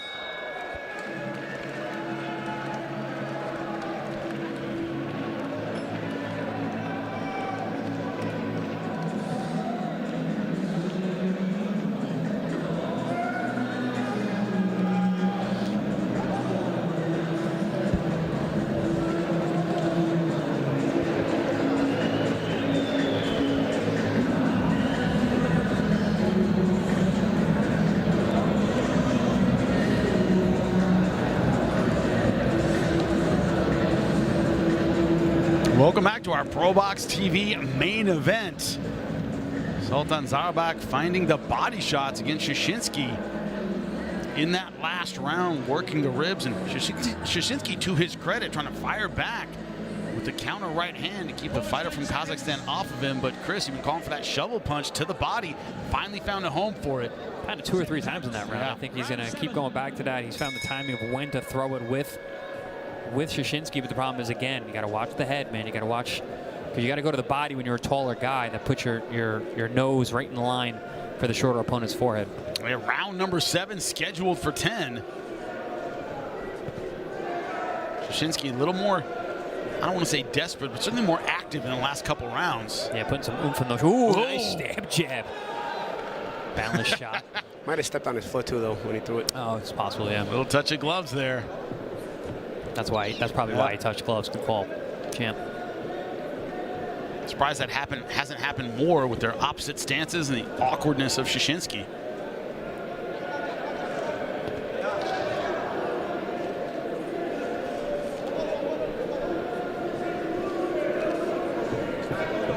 Talking about the style's not jelly. This one hasn't really gelled either, you know? I don't know anyone who would gel Szczinski's style. I think that's actually the point of his style. Yeah. He shows up not to gel. Yeah.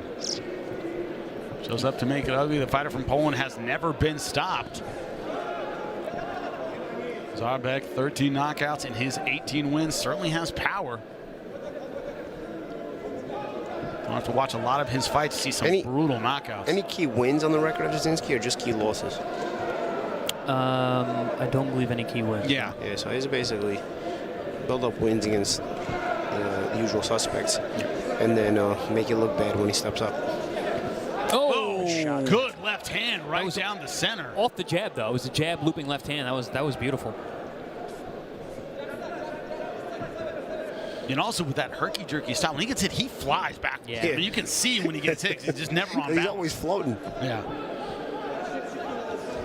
It's like hitting a butterfly with a tennis racket. It's like, boom.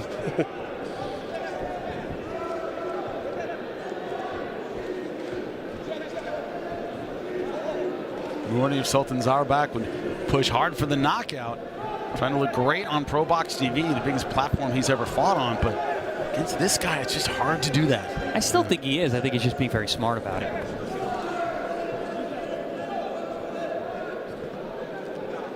You can see Zaurbek thinking constantly. The gears are turning. They've been turning since round 1. He has a high boxing IQ for sure. But yeah, he's trying to figure out how to trap this guy and how to get him to stay still. You know, and he's trying to chop the tree down little by little, but Szczinski's still moving. But again, I also think it's because Szczinski is totally fine with losing the fight on points. Because if Szczinski was in a position where he's trying to win the fight, he himself would decide that at certain points to hold his ground and fire, trying to make a move towards a victory. But it's not even considering it. He's not even considering it. If you want to survive, you can. That's so far what Szczinski has done against the undefeated professional, outstanding amateur, Sultan Zaurbek. That cut happened because of a headbutt if you are joining us late, but look at that. There was certainly a jab there, but might have stepped on the foot as well. Couldn't really see it from that angle.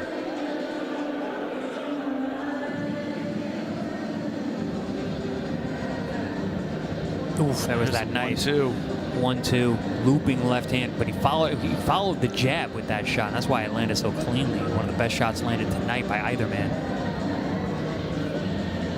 It's been the left hand of Zaurbek that's doing the damage, whether to the body or to the head. It seems to be the looping shots, not the straight shots, that are having the most effect. It's almost like the awkward punches to get the awkward guy. Like, you know, he's not quite there for the straight punches. Ready to go. Round number 8 scheduled for 10. Talk about the 37-year-old legs of Szczinski, fighter from Poland. They have held up so far,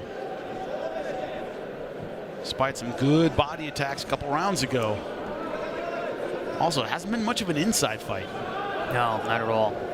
Because, again, we're talking about Szczinski, who flies out of position, you know, any chance he gets. He's not really standing his ground or keeping position, so you're not going to get a whole lot of inside work with a guy like that.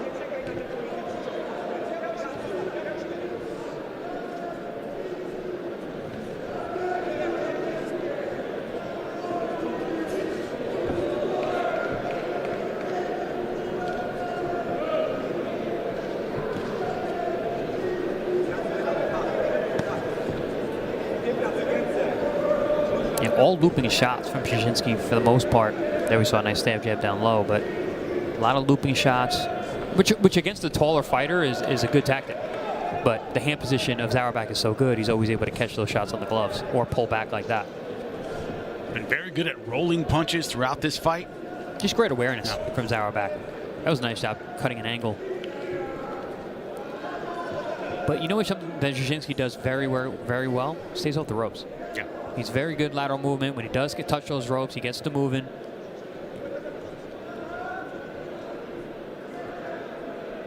Not the prettiest footwork in the world, but it is effective.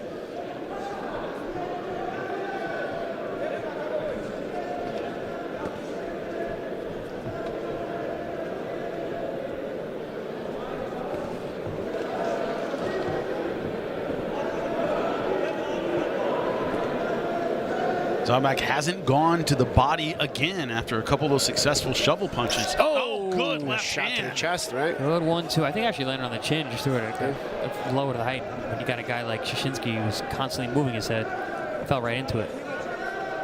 No knockdowns yet in this fight. Zaurbek looking for one under a minute left in round number 8. Goes to the body with the right hand as well. Now he's closing the distance and he's finally got Szczinski on the ropes. That shot gave him a little bit of confidence. But that willingness to take a punch, Zaurbek's got that. But that's the thing. Zaurbek has no problem doing that. When Szczinski does get hit, he gets less mobile. He stands in front of you and there's an opportunity for you, but he does fire back when he is moving. Fighter from Poland, not known for his knockout power.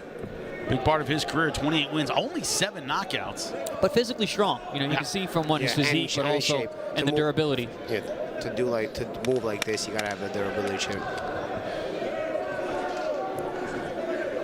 Because when he throws, he gets respect. Can he keep it with 2?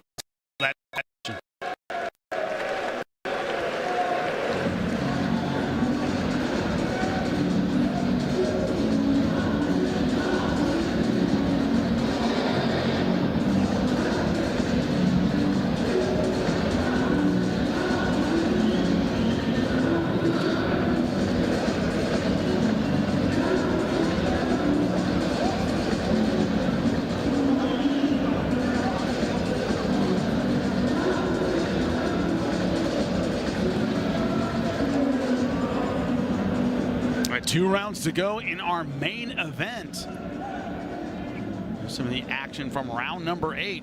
Now you see Zaurbek breaking Szczinski down as we're going. He's starting to land more and more, a little more consistently. But again, it's only 1 or 2 good shots around.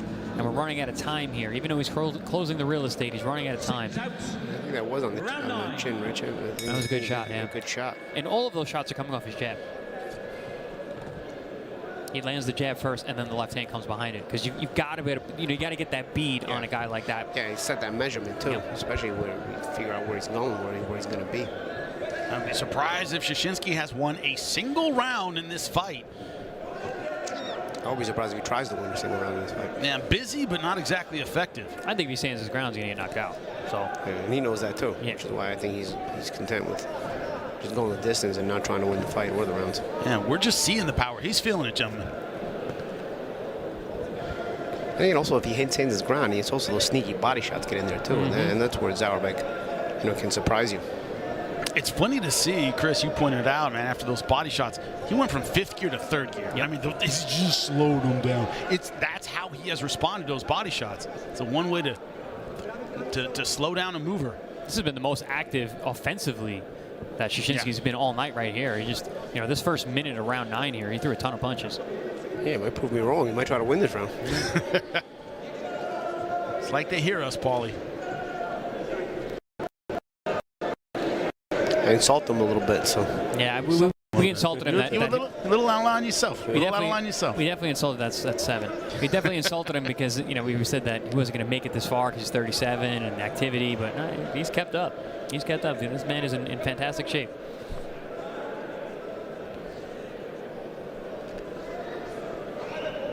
Zaurbek opened up late in round number 8. He started a little bit earlier in round number 9. That's my question. Ooh. Oh, look at that shot. Gotta be careful with those head clashes, man. Good shot with the right hand, yep. To your point, he seems a little bit more willing to risk those head clashes to get inside to land big punches. Well, you know, he knows he can hurt him. He's hurt him. Oh, nice right hook. Zaurbek having a lot of success with that lead right hand from the southpaw stance. He's been able to hurt Szczinski, you know, almost every round for the last 3-4 rounds, whether to the body or to the head. So he knows he can do the damage if he lands. The problem is just landing with the It's like the gnat when you're in the barbecue. You're swatting it away, but it just moves around with the wind.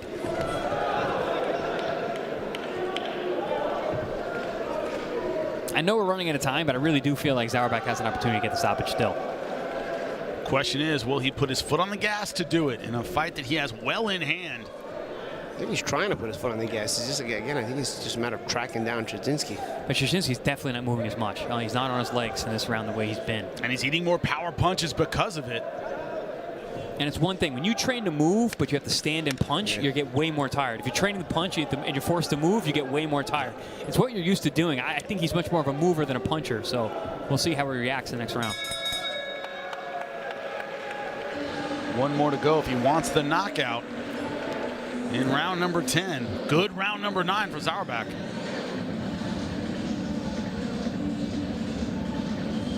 Zaurbek was able to land some clean power punches. That right hook over the top. See some replays of it. Yeah, and the best round so far for Szczinski, but also a very good round for Zaurbek because he was able to do some damage and put some leather on the savvy Polish fighter. Here we see that early round, that first minute where Szczinski was really busy letting those hands go, especially the right hand. There's a big looping shot which missed, but Zaurbek comes back with authority, landing big shots. And again, Jimmy, to your point, it knocks him off position so badly that you can't not score these rounds when you get a guy who gets hit and flies halfway across the ring. Yeah, rarely has he had his feet under him tonight. 10th and final round. Sultan Zaurbek in the red and gold. Damian Szczinski from Poland in the white. As we said, probably has the fight well in hand on the scorecards. I got him winning every round. Yeah. This could be a shutout. You're trying to track down Szczinski again. One of the reasons Szczinski has no leverage on his shots is because his feet are off the ground when he's punching too. And he's moving as he's punching. Yeah, that's what I mean. Like, he looks physically strong, but I think again, like to your point, he doesn't sit on it. Yes, his feet are never on the mat. I don't care how strong you are, you can't punch hard like that. Unless you're Manny Pacquiao. Excuse me. Because Manny didn't even need his feet. Oh, big left hand. First knockdown of the fight. Champion made a good observation later on. He said there could still be a stoppage. Let's see. Can Zaurbek be the first to stop Szczinski in this round? You got 2 minutes. Yeah, because the feet were just not the same from Szczinski, and you know, the amount of punishment that Zaurbek has been able to put on these last few rounds is still very possible. Also, the rush these referees tonight have been in to get out of the ring when they can see it's an opportunity to stop the fight. Zaurbek now turning it on. Finally has Szczinski, I won't say cornered, but certainly moving back. Not that lateral movement that has allowed him to avoid punches so far in this fight. Yeah, that flighty movement is not there anymore. You know, he lost it in the last round. He took a lot of damage that round. Here we see Zaurbek trying to finish. Should Zaurbek get to the body when he gets close, guys? Yeah, absolutely. But Szczinski, he fires back, Chris. We've been pointing this out. He doesn't just run. When he's hurt is when he actually throws. Yes, when he's not moving, he throws, and he throws with authority. Again, I think he's a very strong guy, even though he doesn't have a lot of knockouts, and he's very flighty.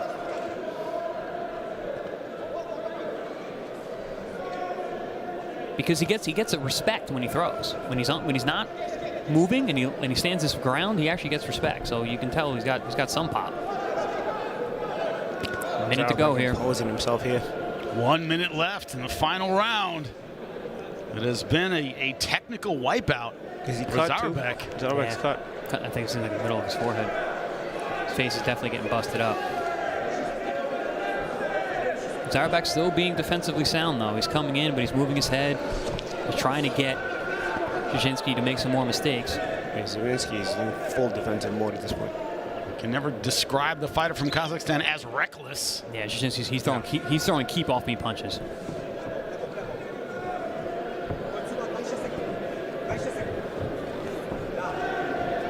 shutout with a knockdown. Not bad, but it definitely. Szczinski did his job. Nice defense for Zaurbek there. Yeah, Szczinski got Zaurbek to go the round. He did his job. He made him look bad at times. Made him look a little not spectacular, and makes it to the end.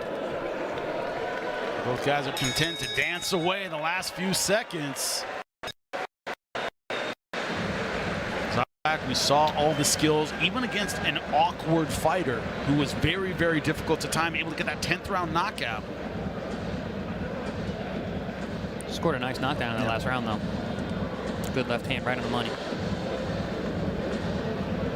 Certainly see the potential in this guy at what will definitely be 19-0, 13 knockouts. We see the technical skill. Imagine if you see him against the guy who comes to win. Yeah. So you're going to get a better version of him as well. Yeah, I think we're going to check out that knockdown from the 10th round. I love that frame that he does with that lead in, from a southpaw position, almost like an upper block. He knocks your arm up and he's able to fire off that. There we saw him land the left hook, right on the money, right to the chin. Bing, bang! Huge overhand left. Quick reminder at the end of this fight, this end of our main event. If you want to keep watching, ProBox TV app, download it now. You still have time. 3 more fights to go from Waterford, Ireland. Yeah, and you see Szczinski doing his best to just keep off me punches. As soon as Zaurbek would get in position, he'd fire, then spin off. Stayed alive, made it to the end. I know you guys don't like the term moral victories, but... Well, I don't. Champ don't. Able to make it to the end. We were wondering if we would get a knockdown. Zaurbek showing his power was there, but to Szczinski's credit, when he was knocked down, he was hurt. He came back firing and gave Zaurbek a reason to back off. He's not a stinker. He's not a guy who's going to come and stink it out, but he's definitely wasn't really in there to win. He's definitely a very awkward guy. He's going to make for ugly fights. All right, looks like the scorecards have been collected. End all suspense. Let's go back into the ring in Waterford. I think it's hard to give a single round to Szczinski plus the knockdown. Yeah, I mean, that's what I was saying. I'm saying shutout with a knockdown. On the record, it'll look good. It will. More to come from Zaurbek. What are the official scores? Let's find out.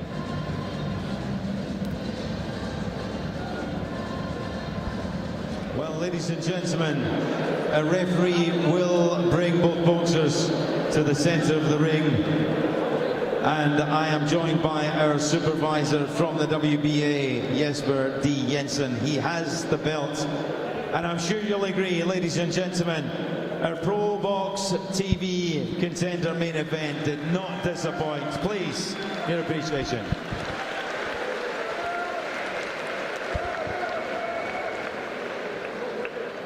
So we go to our judges' score totals. Zigos Malenda scores the contest 98-91. Both judges, Enrico Licini and Colin Burns, see the contest 97-92. All score for the winner, who is now the WBA Continental Super Featherweight champion from Kazakhstan, Sultan Zaurbek. Actually closer than we expected, I guess, if you could say that. 2 of those judges gave the Polish fighter 3 rounds. 3 rounds. Amazing. In Europe, they appreciate moving more. I guess so. In Florida, it would have been 190 across the board. Oh, definitely. Definitely. Remember, gentlemen, that was with a knockdown. I should have fought in Europe one. 139. You would have been rewarded. Remember, download the ProBox TV app. 3 more fights to go. If you've been watching us on Fubo, thank you so much. It's been outstanding. And next time, ProBox TV, Jonathan Cardozo versus Eduardo Ramirez. If you need another reason to download the ProBox TV app, that is going to be a great one. Our main event in the lightweight division. And that'll be this Wednesday. But for now, we are done from Waterford, Ireland. Thank you so much for joining us. We'll see the rest of you on ProBox on the app.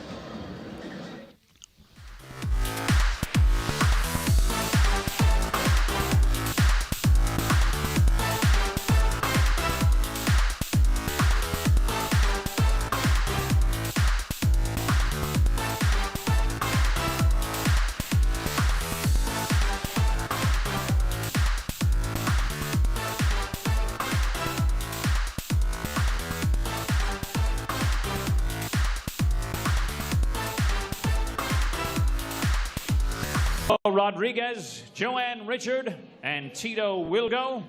And your referees will be Michael DeHace